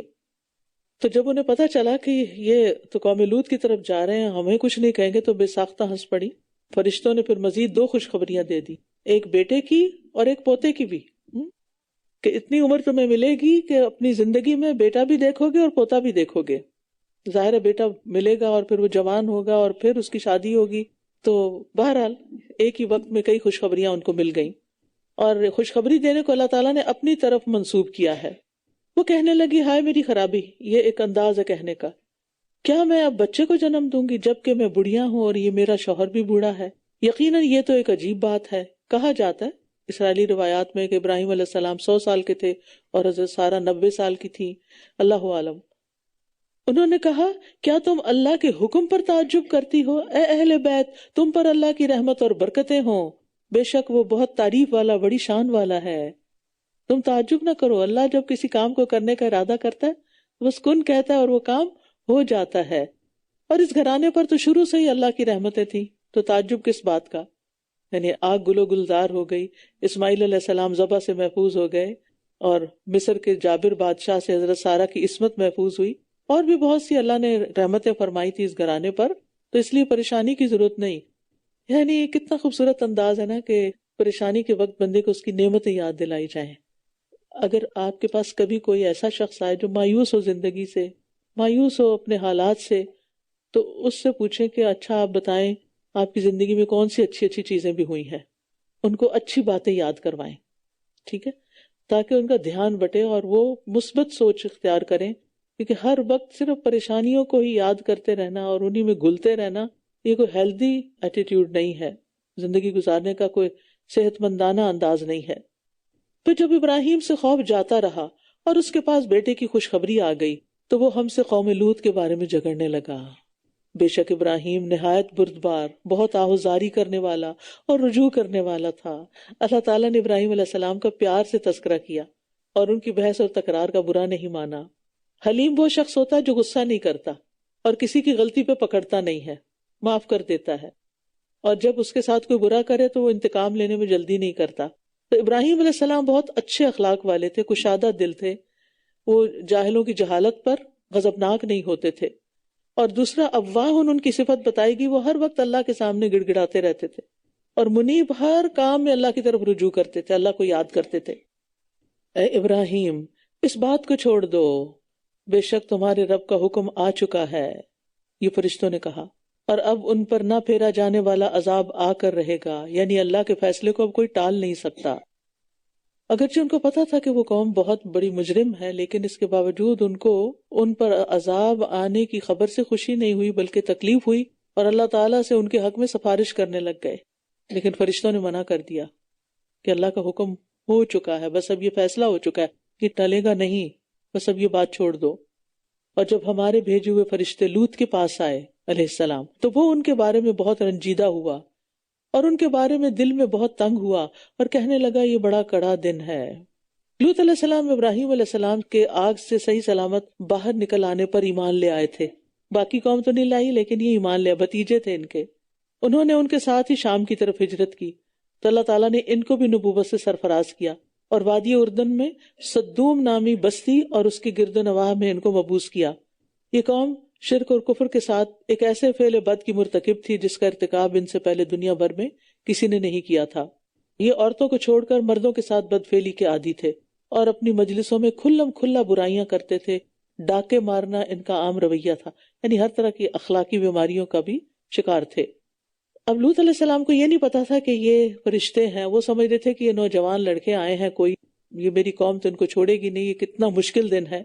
اور اس کی قوم کے لوگ اس کے پاس دوڑتے ہوئے آ گئے اور وہ پہلے سے ہی برے کام کیا کرتے تھے۔ اس نے کہا ہے میری قوم، یہ میری بیٹیاں ہیں، یہ تمہارے لیے زیادہ پاکیزہ ہیں۔ اپنی تو ان کی 2 ہی بیٹیاں تھیں، ان سب لوگوں کے لیے تو وہ کافی نہیں تھی کہ ان کے ساتھ شادی کرتے، لیکن مطلب ان کا یہ تھا کہ تم ان لڑکوں کو چھوڑو، جاؤ جو حلال طریقے سے اللہ نے اپنی خواہش پوری کرنے کا انتظام کیا ہے کہ ایک کو مرد بنایا، ایک کو عورت بنایا، تو تم ان سے جا کے شادی کرو، بس اللہ سے ڈرو اور میرے مہمانوں کے معاملے میں مجھے رسوا نہ کرو۔ ابراہیم علیہ السلام بھی مہمان نواز، لوط علیہ السلام بھی مہمانوں کی فکر کریں، اس لیے دل تنگ ہو رہا ہے کہ ان کے ساتھ کوئی زیادتی نہ ہو جائے۔ تو مہمان کو صرف کھلانا پلانا ہی نہیں ہوتا، اس کو پروٹیکٹ بھی کرنا ہوتا ہے۔ کیا تم میں کوئی ایک بھی سمجھدار آدمی نہیں؟ انہوں نے کہا تم اچھی طرح جانتے ہو کہ تمہاری بیٹیوں پر ہمارا کوئی حق نہیں، اور تم خوب جانتے ہو جو کچھ ہم چاہتے ہیں۔ رسول اللہ صلی اللہ علیہ وسلم نے فرمایا مجھے اپنی امت میں سب سے زیادہ اندیشہ جس چیز کا ہے وہ قوم لوط کا عمل ہے، کہ میرے امتی بھی یہ کام شروع کر دیں گے۔ اس نے کہا کاش میرے پاس تمہارے مقابلے کی کوئی قوت ہوتی یا میں کسی مضبوط سہارے کی طرف پناہ لے سکتا۔ لوط علیہ السلام اس قوم میں اجنبی تھے، باقی پیغمبر اپنی ہی قوم سے اٹھائے گئے، ان کا کنبہ قبیلہ ان کی حفاظت کرتا تھا، لیکن لوط علیہ السلام کو بچانے والا اس قوم میں سے کوئی بھی نہیں تھا۔ ان کی صرف 2 بیٹیاں تھیں اور عورتیں اتنے سارے مردوں کا مقابلہ کہاں سے کرتی۔ تو اس وقت انہیں خواہش ہوئی، انہوں نے اس تمنا کا اظہار کیا کاش اس قوم کے مقابلے میں میری کوئی قوت ہوتی یا میں کسی مضبوط سہارے کی پناہ لیتا یا میرا خاندان یہاں ہوتا تو میں تم سے نبٹ لیتا۔ رسول اللہ صلی اللہ علیہ وسلم نے فرمایا اللہ تعالیٰ لوط پر رحم کرے، یقیناً وہ بہت مضبوط سہارے کی پناہ رکھتے تھے، یعنی اللہ کا سہارا جو سب سے مضبوط ہے، اور اس وقت ان کے پاس فرشتوں کی شکل میں بھی مضبوط سہارا تھا، اگرچہ انہیں پتہ نہیں تھا، ورنہ تو وہ بے فکر ہو جاتے۔ انہوں نے کہا اے لوط بے شک ہم تمہارے رب کے بھیجے ہوئے فرشتے ہیں، یہ لوگ ہرگز تم تک نہیں پہنچ سکیں گے، لہٰذا تم رات کے ایک حصے میں اپنے گھر والوں کو نکال لے جاؤ اور تم میں سے کوئی پیچھے پلٹ کر نہ دیکھے سوائے تمہاری بیوی کے، بے شک اسے وہی عذاب پہنچنے والا ہے جو انہیں پہنچے گا، بے شک ان کے وعدے کا وقت صبح ہے، کیا صبح بالکل قریب نہیں؟ یعنی قوم کے لوگ جب انہیں پتا چلا کہ کچھ نوجوان آئے اور وہ برے ارادے سے لوط علیہ السلام کے گھر آ گئے، تو جب انہوں نے دروازہ نہیں کھولا تو دیواریں پھلانگ کے یا دروازہ توڑ کے آئے، تو اس پر پھر فرشتے نے پر مارا جس سے سب کے سب اندھے ہو کر بھاگ گئے۔ پھر جب ہمارا حکم آ گیا ہم نے اس بستی کے اوپر والے حصے کو اس کا نچلا کر دیا اور ہم نے ان پر کھنگر کے تہ بر تہ پتھر برسائے جو آپ کے رب کی طرف سے نشان زدہ تھے۔ ہر پتھر اپوائنٹڈ تھا کہ کس کو جا کے لگنا ہے، اور ایک ہی پتھر لگنے کی دیر ہوتی تھی کہ سب کے سب ختم ہو گئے۔ اور وہ بستی ان ظالموں سے کچھ دور نہیں، یعنی اہل مکہ سے، یہ وہاں سے گزرتے ہیں، ان کو پتا ہے کہ اللہ کی نافرمانی کرنے والوں کا انجام کیا ہوا۔ وَإِلَىٰ مَدْيَنَ أَخَاهُمْ شُعَيْبًا، اور مدین کی طرف ان کے بھائی شعیب کو بھیجا۔ اس نے کہا اے میری قوم اللہ کی عبادت کرو، اس کے سوا تمہارا کوئی معبود نہیں، اور تم ناپ اور تول میں کمی نہ کیا کرو، بے شک میں تمہیں اچھے حال میں دیکھتا ہوں اور میں تمہارے بارے میں گھیر لینے والے دن کے عذاب سے ڈرتا ہوں۔ اور اے میری قوم ناپ اور تول کو انصاف کے ساتھ پورا کیا کرو، اور تم لوگوں کو ان کی چیزیں کم کر کے نہ دیا کرو اور زمین میں مفسد بن کر بگاڑ پیدا نہ کرو۔ اللہ کی دی ہوئی بچت ہی تمہارے لیے بہتر ہے اگر تم مومن ہو، اور میں تم پر کوئی نگہبان نہیں ہوں۔ تو یاد رکھیے، حق مال کی قلت ناحق مال کی کثرت سے افضل ہے، اس میں برکت بھی ہوتی ہے اور انجام کے لحاظ سے بھی اچھا ہے۔ لیکن ابن آدم کی فطرت کیا ہے؟ وہ مال کی قلت کو ناپسند کرتا ہے، حالانکہ مال کی قلت حساب کتاب میں کمی کا باعث ہے۔ قالوا یا شعیب اصلاتک تأمرک ان نترک ما یعبد آباؤنا، انہوں نے کہا اے شعیب، کیا تمہاری نماز تمہیں یہی حکم دیتی ہے کہ ہم ان کو چھوڑ دیں جن کی عبادت ہمارے آباء و اجداد کرتے آئے ہیں، یا یہ کہ ہم اپنے مالوں کے بارے میں جو چاہیں وہ بھی نہ کریں؟ بے شک تم ہی بہت بردبار اور سمجھدار رہ گئے ہو۔ یہاں انہوں نے نماز کا تانا دیا۔ عام طور پر یہی ہوتا ہے کہ جو شخص نمازی ہوتا ہے اگر اس سے وہ نصیحت بھی کرے تو اس کو نماز کا تانا مل جاتا ہے۔ یہاں وہ خیرخواہی کر رہے ہیں۔ اس نے کہا اے میری قوم، کیا دیکھا تم نے کہ اگر میں اپنے رب کی طرف سے ایک واضح دلیل پر ہوں اور اس نے مجھے اپنے پاس سے اچھا رزق بھی عطا کیا ہو تو میں کیسے اس کی نافرمانی کروں؟ اور میں نہیں چاہتا کہ جس چیز سے میں تمہیں روکتا ہوں میں خود اس کے خلاف کروں۔ میں تو اپنی استطاعت کے مطابق اصلاح ہی کرنا چاہتا ہوں، اور میری توفیق تو اللہ ہی کی مدد سے ہے، اسی پر میں نے توکل کیا اور اسی کی طرف میں رجوع کرتا ہوں۔ تو یہاں پر شعیب علیہ السلام نے کہا کہ میں بینہ کے ساتھ ہوں۔ بینہ اس دلیل کو کہتے ہیں جس سے حق اور باطل الگ الگ ہو جائے، واضح ہو جائے۔ اور پھر وَرَزَقَنِي مِنْهُ رِزْقًا حَسَنًا، دو چیزوں کا ذکر ہے کہ یہ دو نعمتیں مجھے ملی ہیں، ایک بینہ دلائل اور دوسرے رزق حسن۔ تو رزق حسن جو ہے اس سے مراد حلال روزی، صاف ستھری پاکیزہ زندگی اور نبوت بھی ہے۔ نبوت بھی ایک رزق ہے، اللہ نے جن کو چنا ان کو ملا۔ تو شعیب علیہ السلام ایک مالدار انسان تھے، اسی لیے انہوں نے کہا کہ مجھے رزق حسن ملا ہے، اچھا رزق ملا ہے، حلال روزی ملی ہے مجھے۔ یہ بات مینشن کرنا کیوں ضروری؟ پیچھے میں نے ابراہیم علیہ السلام کو بتایا کہ وہ بچڑا لے آئے، اس کا مطلب ہے بہت مالدار تھے۔ یہاں یہ بھی رزق حسنہ کی بات کر رہے ہیں، مالدار ہیں۔ بات یہ ہے کہ دین پر ہوتے ہوئے اگر آپ مالدار ہیں تو کوئی برائی نہیں ہے اس میں، بس شرط یہ ہے کہ وہ مال جائز طریقے سے کمایا ہوا ہو۔ لیکن ہمارا عام کانسیپٹ کیا ہے کہ جو دین میں ہے اس کو فقیر ہی نظر آنا چاہیے۔ اور اے میری قوم، میری مخالفت تمہیں ہرگز اس بات پر آمادہ نہ کرے کہ تم اللہ کی نافرمانی پر اتر آؤ اور تمہیں قوم نوح یا قوم ہود یا قوم صالح جیسا عذاب آ پہنچے، اور قوم لوط تو تم سے کچھ بھی دور نہیں۔ وَاسْتَغْفِرُوا رَبَّكُمْ ثُمَّ تُوبُوا إِلَيْهِ إِنَّ رَبِّي رَحِيمٌ وَدُودٌ، اور اپنے رب سے استغفار کرو پھر اس کی طرف لوٹ آؤ، بے شک میرا رب نہایت رحم کرنے والا، بہت محبت کرنے والا ہے۔ یہاں اللہ کا نام الودود آیا ہے، رحیم ودود، مہربانی بھی کرتا ہے، محبت بھی کرتا ہے۔ تو اس سے پتہ چلتا ہے کہ اللہ تعالیٰ رحمت بھی فرماتے ہیں اور بندوں سے محبت بھی کرتے ہیں۔ قالوا یا شعیب ما نفقہ کثیرا مما تقول، انہوں نے کہا شعیب جو تم کہتے ہو اس میں سے بہت کچھ ہم سمجھ ہی نہیں پاتے، ہمیں نہیں سمجھ آتا تم کیا کہتے ہو، اور ہم تمہیں اپنے درمیان بہت کمزور دیکھتے ہیں، اور اگر تمہارا قبیلہ نہ ہوتا تو ہم ضرور تمہیں سنگسار کر دیتے، پتھر مار کے ہلاک کر دیتے، اور تم ہم پر زور آور تو نہیں ہو، تمہارا کیا بس چلے گا ہم پر، تم بدلہ بھی نہیں لے سکتے، مقابلہ بھی نہیں کر سکتے، دھمکیوں پہ دھمکیاں۔ یہ کب ہوتا ہے کہ انسان کو کسی کی بات سمجھ نہ آئے؟ جب اس کی بات میں اس کے لیے کوئی انٹرسٹ نہ ہو۔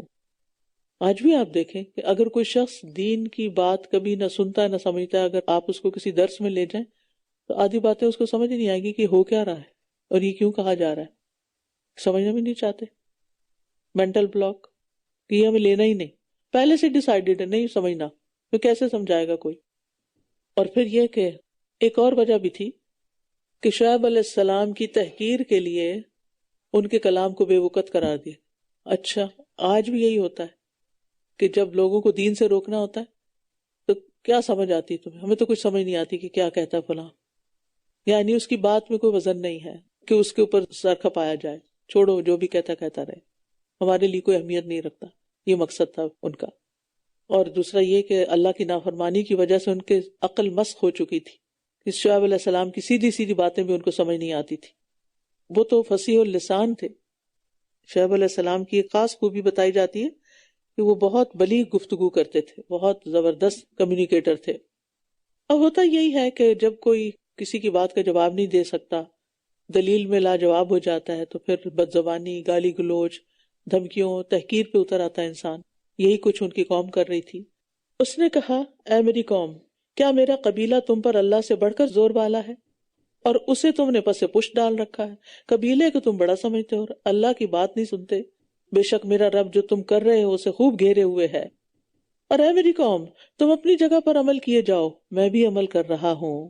عنقریب تم جان لوگے کہ کون ہے جس پر ایسا عذاب آئے گا جو اسے رسوا کر دے گا، اور کون ہے جو جھوٹا ہے. اور تم بھی انتظار کرو، میں بھی تمہارے ساتھ انتظار کر رہا ہوں. اور جب ہمارا حکم آ گیا تو ہم نے شعیب کو اور ان لوگوں کو جو اس کے ساتھ ایمان لائے تھے اپنی خاص رحمت سے نجات دی، اور جن لوگوں نے ظلم کیا تھا انہیں ایک چنگھاڑ نے پکڑ لیا، بس وہ اپنے گھروں میں اوندھے منہ پڑے رہ گئے. تو قوم شعیب پر عذاب آ گیا. اس عذاب کی تفصیلات مختلف جگہ پر مختلف طرح آتی ہیں. کہیں رجفہ یعنی زلزلے کا ذکر ہے، کہیں صیحہ چیخ کا ذکر ہے، کہیں عذاب یوم الذلہ صائبان کے دن والا عذاب.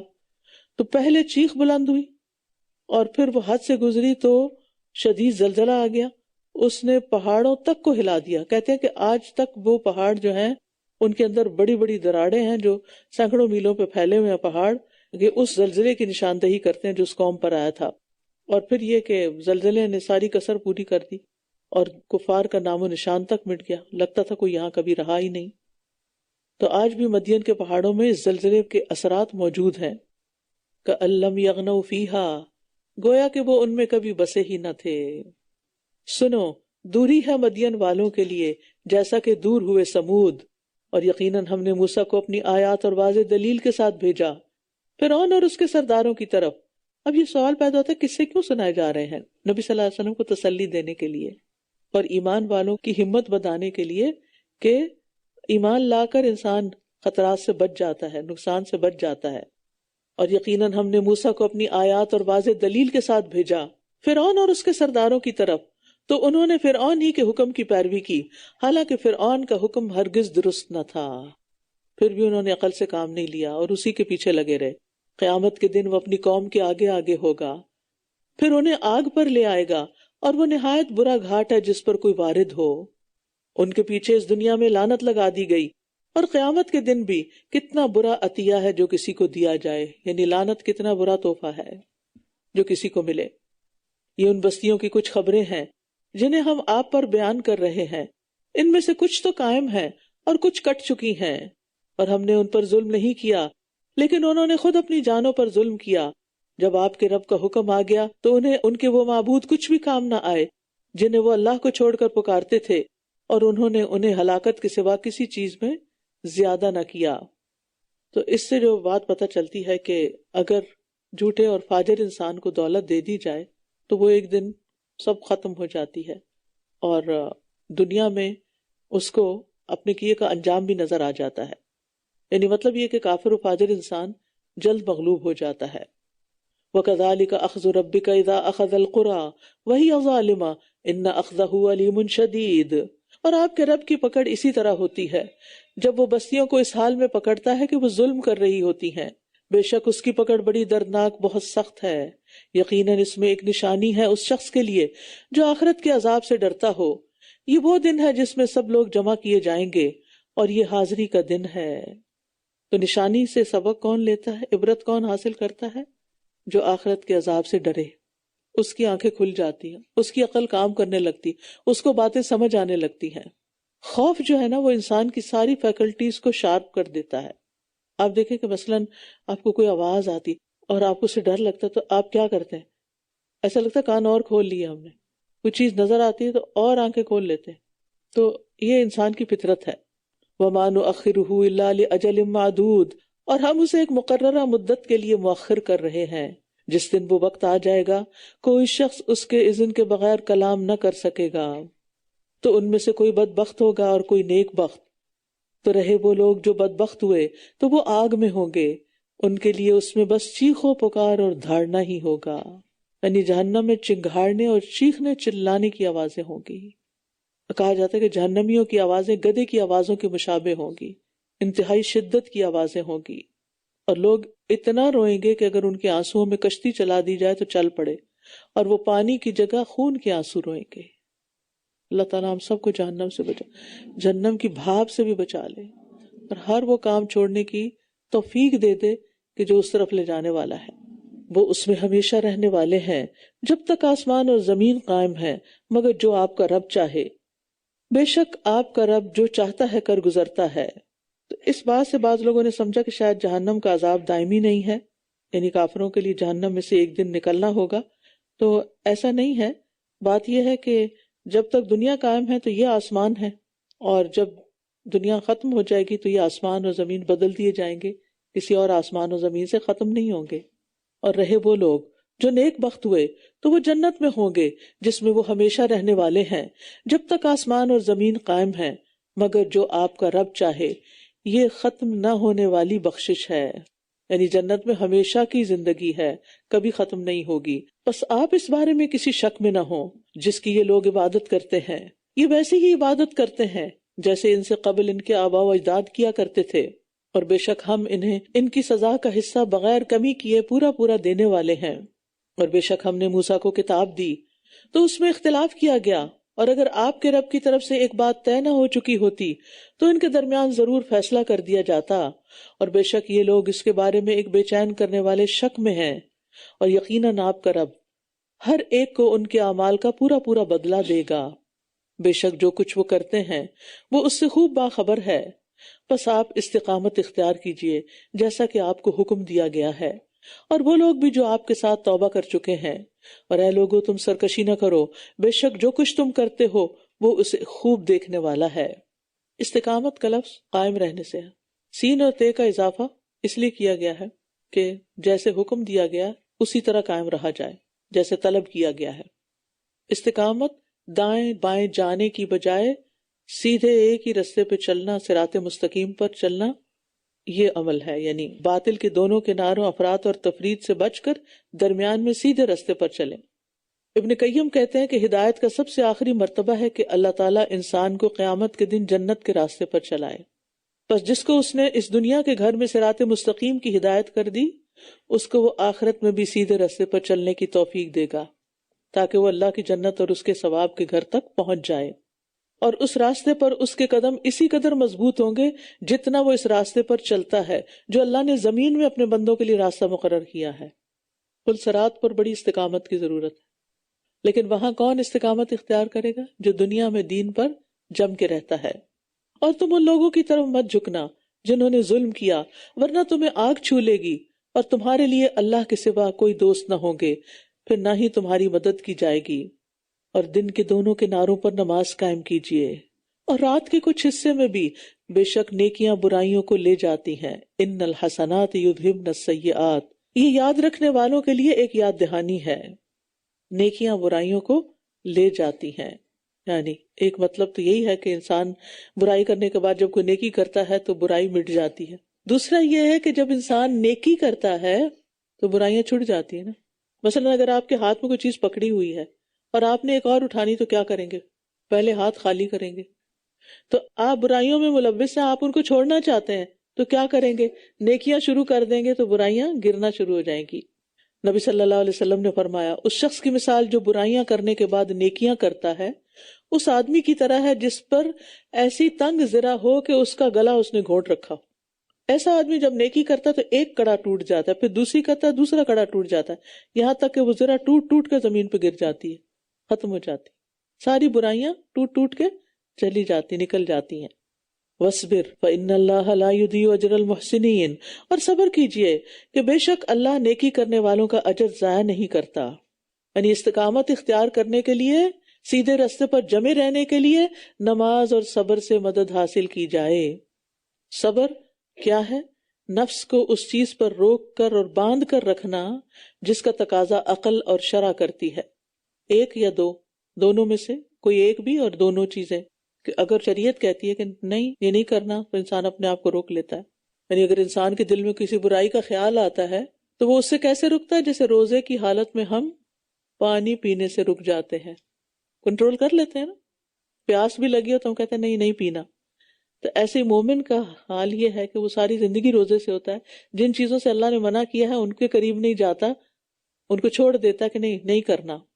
پھر ان امتوں میں سے جو تم سے پہلے تھی کچھ ایسے اہل خیر کیوں نہ ہوئے جو زمین میں فساد کرنے سے روکتے، سوائے ان میں سے چند لوگوں کے جنہیں ہم نے نجات دی تھی، اور جن لوگوں نے ظلم کیا وہ ان چیزوں کے پیچھے لگے رہے جن میں وہ عیش و آرام دیے گئے تھے، اور وہ تھے ہی مجرم لوگ۔ بقیہ نفیس اور منتخب چیز کو کہا جاتا ہے جسے انسان اپنے فائدے کے لیے بچا بچا کے رکھتا ہے۔ تو اس سے پتہ یہ چلتا ہے کہ اہل خیر اگر کسی بستی میں موجود ہیں اور اس میں اہل شر کو فساد کرنے سے روکتے ہیں تو تھوڑے بھی بہت ہو جاتے ہیں۔ تو یہاں مسلمانوں کو بھی تنبیہ ہے کہ جب تک ان میں ایسے خیر والے لوگ موجود رہیں گے جو نیکی کا حکم دیں گے اور برائی سے منع کریں گے تو تھوڑے بھی بہت ہو جائیں گے، اور اس وقت تک عذاب نہیں آئے گا جب تک یہ کام ہوتا رہے گا۔ وَمَا كَانَ رَبُّكَ لِيُهْلِكَ الْقُرَىٰ بِظُلْمٍ وَأَهْلُهَا مُصْلِحُونَ، اور آپ کا رب ایسا نہیں کہ بستیوں کو ظلم سے ہلاک کر دے جبکہ اس کے باشندے اصلاح کرنے والے ہوں۔ یعنی اگر بستیاں نیکی پر قائم ہیں تو اللہ تعالیٰ ان کو ظلم کے ساتھ ہلاک نہیں کرے گا، اور اگر آپ کا رب چاہتا تو سب لوگوں کو ایک ہی امت بنا دیتا، سب ہدایت پہ ہوتے، لیکن وہ ہمیشہ اختلاف کرنے والے ہی رہیں گے، مگر جس پر آپ کا رب رحم فرما دے، اور اسی لیے اس نے انہیں پیدا کیا، اور آپ کے رب کی بات پوری ہو گئی کہ میں جنوں اور انسانوں سب سے جہنم کو بھر دوں گا۔ اور ہم رسولوں کی خبروں میں سے وہ سب کچھ آپ پر بیان کر رہے ہیں جس کے ساتھ ہم آپ کے دل کو مضبوط رکھتے ہیں، اور ان واقعات میں حق آپ کے پاس آ چکا ہے، اور ایمان لانے والوں کے لیے نصیحت اور یاد دہانی بھی ہے۔ اور ان لوگوں سے جو ایمان نہیں لاتے کہہ دیجئے کہ تم اپنی جگہ پر عمل کرتے رہو، ہم بھی عمل کر رہے ہیں، اور تم بھی انتظار کرو، ہم بھی انتظار کر رہے ہیں۔ وَلِلَّهِ غَيْبُ السَّمَاوَاتِ وَالْأَرْضِ، اور آسمانوں اور زمین کا غیب اللہ ہی کے پاس ہے، اور اسی کی طرف سارے معاملات لوٹائے جاتے ہیں، بس اسی کی عبادت کیجئے اور اسی پر توکل کیجئے، آپ کا رب ہرگز اس سے غافل نہیں جو کچھ تم کرتے ہو۔ سورۃ یوسف۔ بسم اللہ الرحمن الرحیم۔ الف لام را، تلک آیات الکتاب المبین، انا انزلناہ قرآنا عربیا لعلکم تعقلون۔ حضرت عثمان بن عفان فجر کی نماز میں سورۃ یوسف کثرت سے پڑھتے تھے۔ عطا کہتے ہیں اگر غمگین شخص سورۃ یوسف سنتا ہے تو اس کو راحت مل جاتی ہے۔ یہ سورۃ غموں کا علاج ہے۔ جب اپنے سے زیادہ کسی کو غمگین دیکھتے ہیں نا تو اپنے غم بھول جاتے ہیں، یا پھر اپنے بھی یاد آنے لگتے ہیں۔ بسم اللہ الرحمن الرحیم، الف لام را، تلک آیات الکتاب المبین۔ الف لام را، یہ روشن کتاب کی آیات ہیں، بے شک ہم نے اس کو عربی قرآن بنا کر نازل کیا ہے تاکہ تم سمجھ سکو، تاکہ تم سمجھ سکو۔ عربی میں کیوں نازل کیا؟ ہماری زبان تو عربی نہیں، ہم کیسے سمجھے؟ اس لیے کہ لغت عرب تمام زبانوں سے زیادہ فصیح، سب سے زیادہ واضح اور وسیع ہے، اور انسانی نفس میں آنے والے خیالات، احساسات، جذبات اور دیگر مضامین اور معانی کو سب سے زیادہ اور بہتر انداز میں ادا کرنے والی ہے۔ کسی اور زبان کے اندر اتنی کیپیسٹی نہیں کہ انسان کی نفسیات کو پوری طرح واضح کر سکے۔ قرآن پڑھنے سے عقل کو بھی تقویت ملتی ہے، یعنی قرآن اس لیے نازل کیا تاکہ تم عقل مند ہو جاؤ، لعلکم تعقلون، عقل میں اضافہ ہوتا ہے۔ یعنی اگر آپ اپنی عقل کو بڑھانا چاہیں، گرو کرنا چاہیں تو کثرت سے قرآن پڑھیں، قرآن کی مجلسوں کو اپنائیں، کثرت سے حکمت کی باتیں سنیں، تو آپ کی عقل عظیم ہو جائے گی، بڑھ جائے گی۔ نحن نقص عليك احسن القصص بما اوحينا اليك هذا القرآن وان كنت من قبله لمن الغافلين۔ ہم آپ پر بہترین قصہ بیان کرتے ہیں اس لیے کہ ہم نے آپ کی طرف یہ قرآن وحی کیا ہے، اور بے شک اس سے پہلے آپ یقیناً بے خبروں میں سے تھے۔ یاد رکھیے انبیاء علیہ السلام پر جو وحی آتی ہے اس کے ذریعے انہیں غیب کی خبریں پتہ چلتی ہیں، ماضی کے حالات صحیح طور پر پتہ چلتے ہیں، یہ ان کا ذاتی علم نہیں ہوتا۔ جب یوسف نے اپنے والد سے کہا اے میرے ابا جان، بے شک میں نے خواب میں 11 ستاروں اور سورج اور چاند کو دیکھا ہے، میں نے انہیں دیکھا کہ وہ مجھے سجدہ کر رہے ہیں۔ یوسف علیہ السلام کس کے بیٹے تھے؟ یعقوب علیہ السلام کے۔ یعقوب علیہ السلام بیٹے تھے اسحاق علیہ السلام، اور اسحاق علیہ السلام بیٹے تھے ابراہیم علیہ السلام کے۔ تو یہ معزز بن معزز بن معزز بن معزز ہیں، یعنی ان کی 4 جنریشن کو اللہ نے عزت بخشی، اور اس کے بعد بھی بہت سے پیغمبر آئے ان کی اولادوں میں۔ اس نے کہا اے میرے پیارے بیٹے، باپ اور بیٹے کا کتنا خوبصورت تعلق ہے، یا ابتی اور یا بنیا، جب بلا رہے ہیں پیار سے بلا رہے ہیں ایک دوسرے کو، اور ہونا بھی ایسے ہی چاہیے، ہے ڈیڈ نہیں۔ اس نے کہا اے میرے پیارے بیٹے، تم اپنا یہ خواب اپنے بھائیوں سے بیان نہ کرنا، ورنہ وہ تمہارے خلاف کوئی چال چلیں گے۔ بے شک شیطان انسان کا کھلا دشمن ہے۔ خواب 3 طرح کے ہوتے ہیں۔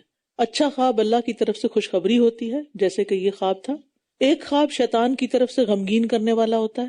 ایک خواب بندے کے اپنے ہی اوہام اور خیالات ہوتے ہیں، سیلف ٹاک ہوتی ہے، دن کو بھی کرتے ہیں رات کو سو کے بھی۔ اچھا خواب آنے پر اللہ کا شکر ادا کرنا چاہیے اور خوش ہونا چاہیے، صرف مخلص لوگوں کو بیان کرنا چاہیے، ہر ایک کے سامنے نہیں۔ برا خواب آنے پر کسی کو بھی نہیں بتانا چاہیے، کیونکہ وہ ورنہ نافذ ہو جاتا ہے، اور اس کے شر سے پناہ مانگنی چاہیے۔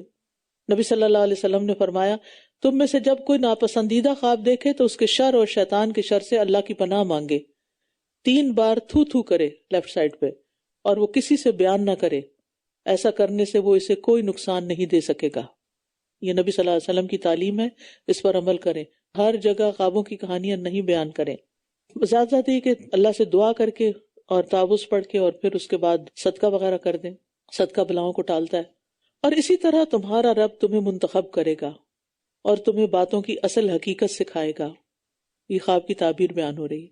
اور اسی طرح تم پر اور آل یعقوب پر اپنی نعمت پوری کرے گا، جیسے اس نے اس سے پہلے تمہارے باپ دادا ابراہیم اور اسحاق پر پوری کی۔ بے شک تمہارا رب بہت علم والا، خوب حکمت والا ہے۔ اللہ جسے چاہتا ہے دین کی سمجھ دیتا ہے۔ من یرید اللہ بھی خیرا یفقہہ فی الدین، کتنا بڑا انعام ہے، جتنا بھی شکر کریں کم ہے۔ در حقیقت یوسف اور اس کے بھائیوں کے قصے میں سوال کرنے والوں کے لیے بہت سی نشانیاں تھیں۔ جب انہوں نے کہا یوسف اور اس کا بھائی ہمارے والد کو ہم سے زیادہ پیارے ہیں، حالانکہ ہم تو ایک جتھا ہیں، کیونکہ یوسف علیہ السلام دوسری ماں سے تھے، یوسف اور بنیامین، اور باقی 10 بھائی جو تھے وہ دوسری ماں سے تھے، تو یہ اکٹھے ہو جاتے تھے اور وہ ان 2 بھائیوں کو الگ کر دیتے۔ بے شک ہمارے والد واضح بھول میں ہیں، وہ نہیں دیکھ رہے کہ ہم زیادہ ہیں اور ہمیں اگنور کر کے ان کو دیکھ رہے ہیں۔ یوسف کو قتل کر دو، کام ختم ہو، یا اسے کسی اور سرزمین میں پھینک آؤ، تمہارے والد کا چہرہ تمہارے لیے خالی ہو جائے گا، اور اس کے بعد تم نیک لوگ بن جانا۔ یہ شیطان کا بندے کو گمراہ کرنے کے لیے، گناہ میں مبتلا کرنے کے لیے بہت بڑا ہتھیار ہے۔ ابھی جو کرنا ہے کر لو، اس کے بعد توبہ کر لینا۔ ہمیں کیا حکم دیا گیا؟ وَلَا تَمُوتُنَّ إِلَّا وَأَنْتُمْ مُسْلِمُونَ، ہر وقت پر مبردار نے۔ تو بھائیوں کے حسد نے ہی بھائی کو قتل کرنے پر آمادہ کیا، تو حسد کی مذمت ہے۔ لوگوں کی خیر اسی میں ہے کہ وہ ایک دوسرے سے حسد نہ کریں۔ ان میں سے ایک کہنے والے نے کہا یوسف کو قتل نہ کرو، بلکہ اسے کسی اندھے کنویں میں ڈال دو، کوئی قافلہ اسے اٹھا لے گا اگر تم کچھ کرنے والے ہو۔ انہوں نے کہا اے ہمارے ابا جان، کیا ہے آپ کو کہ آپ یوسف کے معاملے میں ہم پر بھروسہ نہیں کرتے، جبکہ ہم تو اس کے بہت خیر خواہ ہیں؟ کل آپ اسے ہمارے ساتھ بھیج دیجئے تاکہ خوب کھائے پیے اور کھیلے کودے، اور بے شک ہم اس کی خوب حفاظت کرنے والے ہیں۔ اس نے کہا مجھے یہ بات غمگین کرتی ہے کہ تم اسے لے جاؤ، اور میں ڈرتا ہوں کہ کہیں اسے بھیڑیا نہ کھا جائے جبکہ تم اس سے غافل ہو۔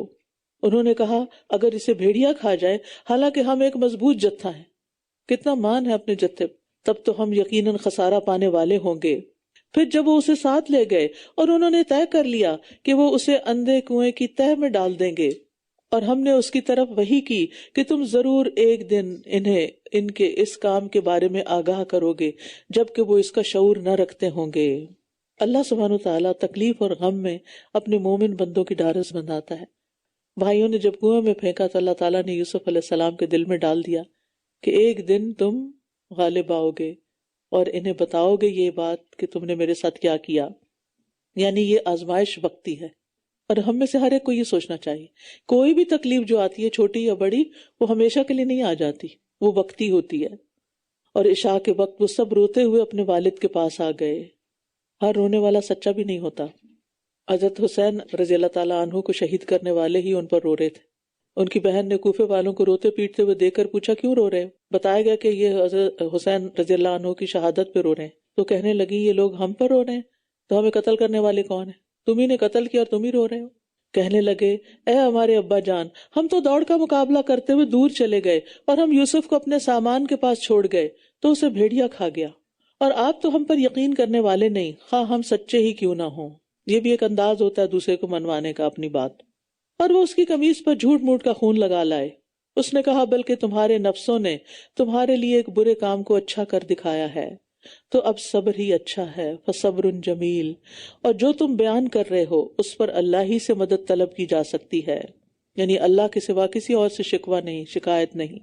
اس کو صبر جمیل کہا جاتا ہے کہ اپنی تکلیف کسی کو بیان نہ کی جائے، اپنی مصیبت کا ذکر نہ کیا جائے، اور نہ ہی اپنے آپ کو پاک قرار دیا جائے۔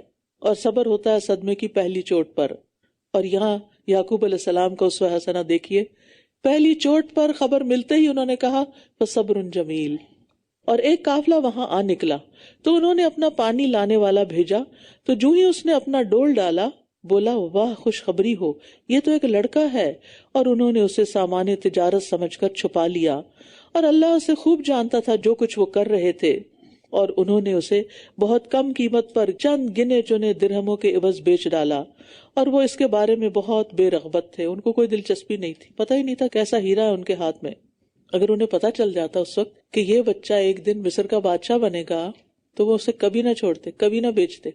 انسان بڑا ہی لا علم ہے، بڑا ہی بے خبر ہے، اس لیے وہ اللہ سے شکایتیں کرتا ہے۔ اور مصر کے جس شخص نے اسے خریدا تھا اپنی بیوی سے کہنے لگا اسے عزت و احترام کی جگہ دو، ہو سکتا ہے کہ یہ ہمیں نفع دے یا ہم اسے بیٹا بنا لیں گے۔ اور یوں ہم نے یوسف کو اس سرزمین میں ٹھکانہ دیا، اور تاکہ ہم اسے باتوں کی حقیقت سکھا دیں، اور اللہ اپنے کام پر غالب ہے لیکن اکثر لوگ علم نہیں رکھتے۔ اب یہاں پر وہ عزیز مصر کے گھر آ گیا، کہتے ہیں کہ فائنینشیل منسٹر تھا وہاں کا، اس کے گھر بڑے بڑے لوگ جمع ہوتے تھے، بڑی بڑی میٹنگز ہوتی تھیں۔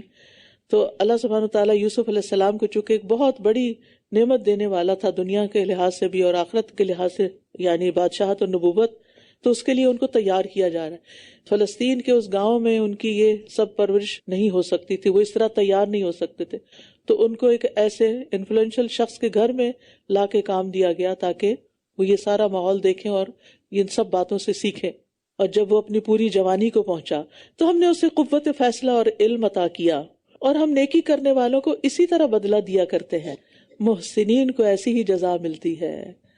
سبحان اللہ، محسنین کو دنیا میں ہی کیسے کیسے بدلے مل جاتے ہیں۔ یعنی جہاں تک نور، علم اور حکمت دیے جانے کا تعلق ہے تو وہ ہر محسن کے لیے عام ہے، یہ چند لوگوں کے لیے نہیں۔ اگر آپ کو چاہیے تو پھر محسن بن جائیں، نیکی کرنے والے، لوگوں پہ احسان کرنے والے، خیر کے پیغام دینے والے۔ اور اس عورت نے جس کے گھر میں وہ تھا اسے اس کے نفس سے پھسلانا چاہا اور دروازے اچھی طرح بند کر لیے اور بولی یہاں آ جاؤ۔ اس نے کہا اللہ کی پناہ، بے شک وہ میرا مالک ہے جس نے مجھے عمدہ ٹھکانہ دیا ہے، بے شک ظالم لوگ فلاح نہیں پاتے۔ یعنی پہلے تو وہ اس کو لبھاتی رہی اور اپنی طرف مائل کرتی رہی، راودت ہو، اور پھر غلط کام کے لیے دعوت بھی دے دی، اور چونکہ یہ ان کے گھر میں رہتے تھے اس لیے انکار بھی بڑا مشکل تھا، لیکن اللہ کا ڈر بھی تھا، اللہ کی برہان دیکھی، اور پھر انہوں نے اپنے مالک سے خیانت نہیں کی۔ اور وہ عورت اس کا ارادہ کر ہی چکی تھی، اور وہ بھی اس کا ارادہ کر لیتا اگر اس نے اپنے رب کی برہان نہ دیکھ لی ہوتی۔ اسی طرح ہوا تاکہ ہم اس سے برائی اور بے حیائی کو پھیر دیں، بے شک وہ ہمارے چنے ہوئے بندوں میں سے تھا، مخلصین میں سے تھا۔ اخلاص جو ہے وہ شیطان کے غلبے سے روک دیتا ہے۔ اور وہ دونوں دروازے کی طرف دوڑے، یوسف علیہ السلام نے بچنے کے لیے دوڑ لگا دی، عورت بھی پیچھے آ گئی، اور اس عورت نے پیچھے سے اس کی قمیض پھاڑ ڈالی، یعنی کھینچ کر، اور دونوں نے اس کے شوہر کو دروازے کے پاس پایا۔ کہنے لگی اس شخص کی کیا سزا ہو سکتی ہے جو تیری بیوی کے ساتھ برائی کا ارادہ کرے، سوائے اس کے کہ وہ قید کیا جائے یا کوئی دردناک سزا دیا جائے۔ اب تک بڑی محبت کے دعوے تھے، اب جو ہی شوہر سامنے آیا تو الزام لگا دیا۔ یہ محبت نہیں ہوتی، یہ لسٹ ہوتی ہے، شہوت ہوتی ہے۔ جو اصل محبت ہوتی ہے اس میں قربانی ہوتی ہے۔ یوسف بولا اسی نے مجھے میرے نفس سے پھسلانا چاہتا، یعنی اپنی صفائی پیش کی۔ اور اس عورت کے گھر والوں میں سے ایک گواہ نے گواہی دی کہ اگر اس کی قمیص سامنے سے پھاڑی گئی ہو تو عورت سچی ہے اور یہ جھوٹوں میں سے ہے۔ یعنی یوسف علیہ السلام سے بچنے کے لیے، اپنا بچاؤ کرنے کے لیے وہ پیچھے ہٹی تو اس کی قمیص پھٹ گئی۔ یعنی یوسف علیہ السلام اب تک سارے الزام اپنے خلاف سن رہے تھے، خاموش تھے، لیکن جب تہمت لگی تو اپنی صفائی پیش کی۔ اور اگر اس کی قمیص پیچھے سے پھاڑی گئی ہو تو عورت جھوٹی ہے اور یہ سچوں میں سے ہے۔ پھر جب اس نے اس کی قمیص کو پیچھے سے پھٹا ہوا دیکھا تو کہنے لگا بے شک یہ تم عورتوں کی چالوں میں سے ایک چال ہے، بے شک تمہاری چالیں بہت بڑی ہوتی ہیں۔ یہ کون کہہ رہا ہے؟ عزیز مصر، اے یوسف اس معاملے سے درگزر کرو، اور اے عورت تو اپنے گناہ کی معافی مانگ، بے شک تو ہی خطا کار تھی۔ اور شہر میں کچھ عورتیں کہنے لگیں کہ عزیز کی بیوی اپنے غلام کو اس کے نفس سے پھسلاتی ہے۔ اب یہ بات شہر میں مشہور ہو گئی اور الزام عورت پر ہی تھا۔ یقیناً اس کی محبت نے اسے فریفتہ کر لیا ہے، ہم تو اسے کھلی گمراہی میں دیکھتی ہیں۔ پھر جب اس عورت نے ان کی مکاری کے بارے میں سنا تو ان کی طرف پیغام بھیجا اور ان کے لیے مسندیں تیار کیں، اور ان میں سے ہر ایک کے ہاتھ میں ایک چھری دے دی، اور یوسف سے کہا ذرا ان کے سامنے نکل آ۔ تو جب عورتوں نے اسے دیکھا تو اس سے بہت مرعوب ہو گئیں اور اپنے ہاتھ کاٹ لیے اور کہنے لگیں اللہ کی پناہ، یہ کوئی انسان نہیں بلکہ یہ تو ایک نہایت معزز فرشتہ ہے۔ یعنی اتنے معصوم اور اتنے خوبصورت اور اتنے نیک کہ نیکی ان کے شخصیت سے پھوٹ رہی تھی۔ آپ دیکھیں گے جو نیک انسان ہوتا ہے نا، وہ پہچان لیا جاتا ہے کہ اس کے اندر شر نہیں۔ یعنی انسان جو کچھ بولتا ہے، جو کچھ کرتا ہے، جیسے چلتا ہے، انسان کی چال، انسان کی بات، اس کی پوری شخصیت کی عکاس ہوتی ہے، اس کا ایک اورا ہوتا ہے۔ عزیز کی بیوی کہنے لگی یہی ہے وہ شخص جس کے بارے میں تم مجھے ملامت کرتی ہو، یعنی اب تم نے اپنے بھی ہاتھ کاٹ لیے اس کو دیکھ کے، اور میں نے ہی اسے اس کے نفس سے پھسلانا چاہا۔ اب وہ پوری جرت کے ساتھ سب کے سامنے اقرار بھی کر رہی ہے، لیکن وہ بچ نکلا، اور اگر اس نے وہ نہ کیا جو میں اسے حکم دیتی ہوں تو ضرور وہ قید کیا جائے گا اور ضرور ہی وہ ذلیل ہوگا۔ اس نے کہا اے میرے رب، قید خانہ مجھے اس سے زیادہ محبوب ہے جس کی طرف یہ سب مجھے دعوت دے رہی ہیں۔ یعنی اب یک نہ شد دو شد، پہلے ایک مصیبت تھی اب دوسری بھی گلے پڑ گئی۔ اصل میں یوسف علیہ السلام خوبصورت بھی بہت تھے۔ نبی صلی اللہ علیہ وسلم نے جب معراج کے موقع پر ان کو چوتھے آسمان پر دیکھا تو فرمایا کہ ان کو حسن کا آدھا حصہ دیا گیا ہے، یعنی آدھا حسن ساری دنیا میں بانٹ دو اور باقی آدھا ان کا۔ تو وہ بہت اٹریکٹیو بھی تھے اور نیک بھی تھے، ایک خوبصورتی ہو اور اوپر سے نیکی بھی ہو۔ اس نے کہا اے میرے رب، قید خانہ مجھے اس سے زیادہ محبوب ہے جس کی طرف یہ سب مجھے دعوت دے رہی ہیں، اور اگر تو نے مجھ سے ان عورتوں کی چال نہ پھیری تو مجھے ڈر ہے کہ میں ان کی طرف مائل ہو جاؤں گا اور میں جاہلوں میں سے ہو جاؤں گا۔ یہ ہوتا ہے نا بندہ مومن، ہر آزمائش کے وقت اللہ کی طرف رجوع، اللہ سے مدد۔ تو اس کے رب نے اس کی دعا قبول کر لی اور ان عورتوں کی چال اس سے پھیر دی، بے شک وہ خوب سننے والا، خوب جاننے والا ہے۔ ثم بدا لهم من بعد ما رأوا الآيات ليسجننه حتى حين، پھر اس کی بے گناہی کی نشانیاں دیکھ لینے کے بعد بھی ان کو یہی سمجھ آیا کہ وہ ایک مدت تک کے لیے اسے قید کر دیں تاکہ وہ عزیز مصر کے گھر سے نکل آئے۔ نہ عزیز مصر کی بیوی اس کے پیچھے لگے اور نہ اور عورتیں۔ اب جیل خانہ ایسا ہے جہاں کوئی نہیں آئے گا۔ تو انہوں نے یہ مان لیا کہ یوسف بے گناہ ہے، لیکن اس کے باوجود سب کے فتنے سے بچنے کے لیے ان کو جیل بھیج دیا گیا، یعنی بجائے اس کے کہ اپنی اصلاح کرتے ایک بے گناہ کو سزا دے دی۔ اور اس کے ساتھ ہی دو اور نوجوان قید خانے میں داخل ہوئے۔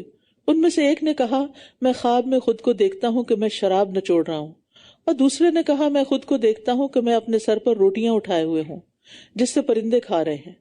اے یوسف تم ہمیں اس کی تعبیر بتاؤ، بے شک ہم تو تمہیں احسان کرنے والوں میں سے سمجھتے ہیں۔ انا نراک من المحسنین، یعنی جیل میں ان کا جو اخلاق تھا، کردار تھا، کیریکٹر تھا، اس سے انہوں نے اندازہ لگایا کہ یہ انسان بڑا مختلف ہے، یہ محسن ہے۔ تو محسن اپنے رویے سے ہی پہچان لیا جاتا ہے، کیونکہ وہ ہر ایک کی مدد کے لیے تیار ہوتا ہے، دوسروں کے کام آتا ہے۔ اس نے کہا جو کھانا تم دیے جاتے ہو اس کے آنے سے پہلے ہی میں تمہیں اس کی تعبیر بتا دوں گا، یہ اس میں سے ہے جو مجھے میرے رب نے سکھایا ہے۔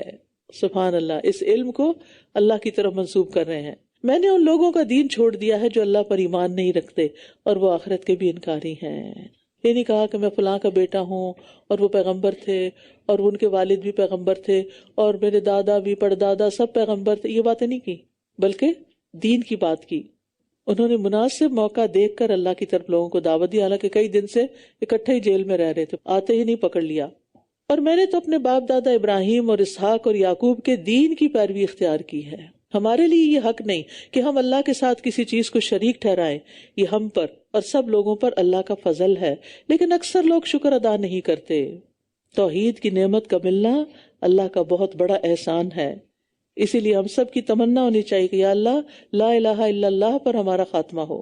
اے قید خانے کے دو ساتھیوں، کیا جدا جدا بہت سے رب بہتر ہے یا اللہ جو اکیلا ہے بہت زبردست ہے؟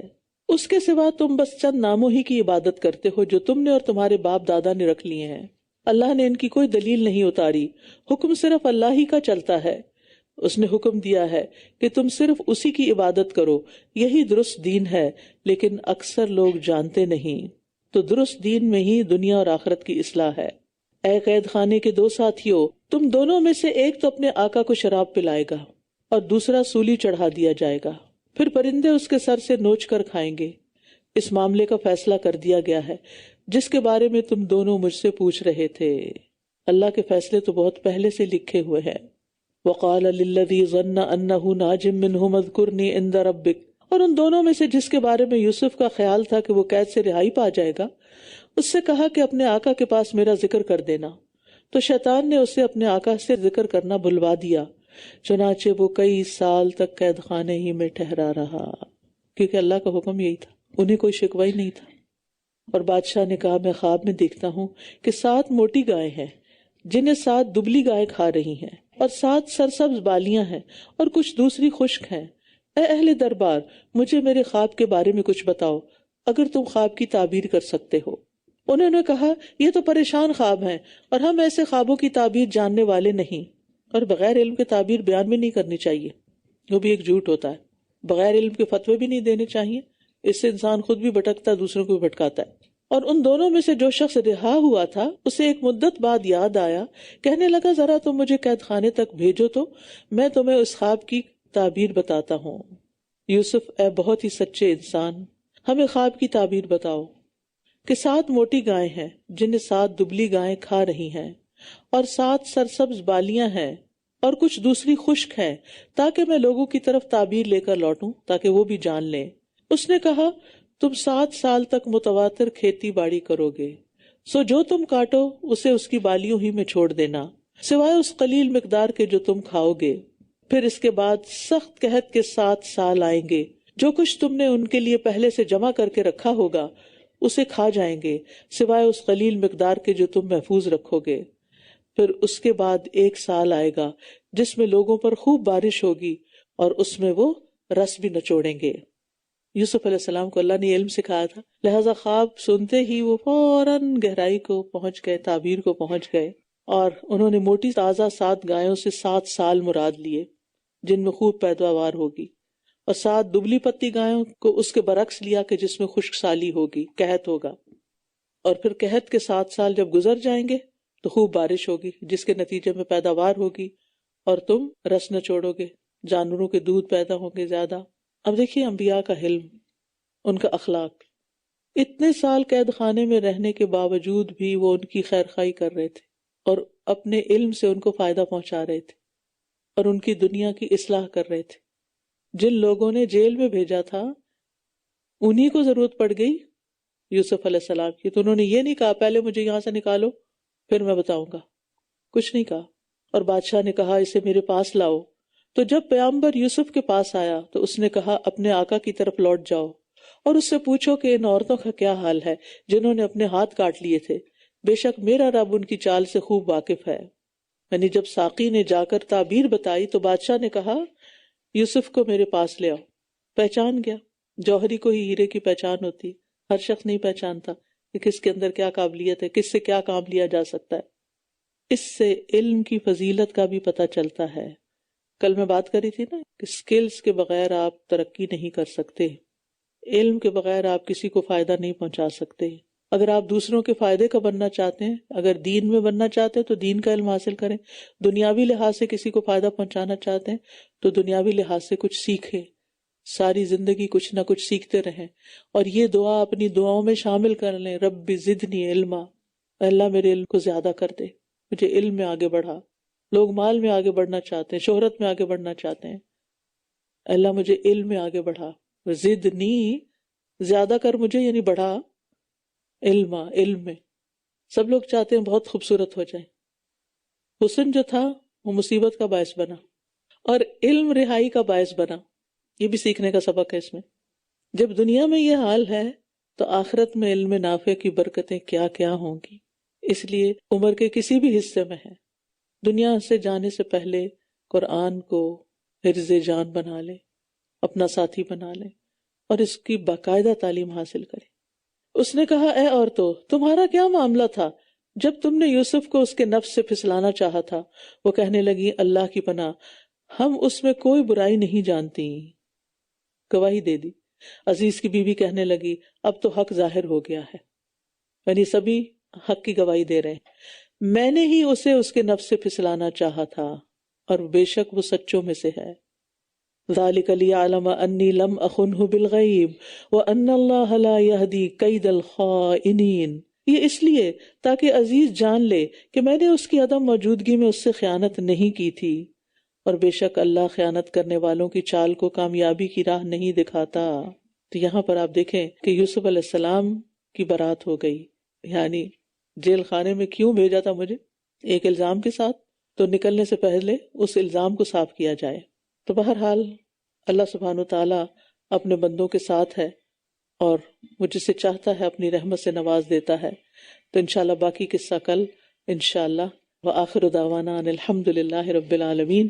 سبحانک اللہم وبحمدک اشہد ان لا الہ الا انت استغفرک واتوب الیک. السلام علیکم ورحمۃ اللہ وبرکاتہ.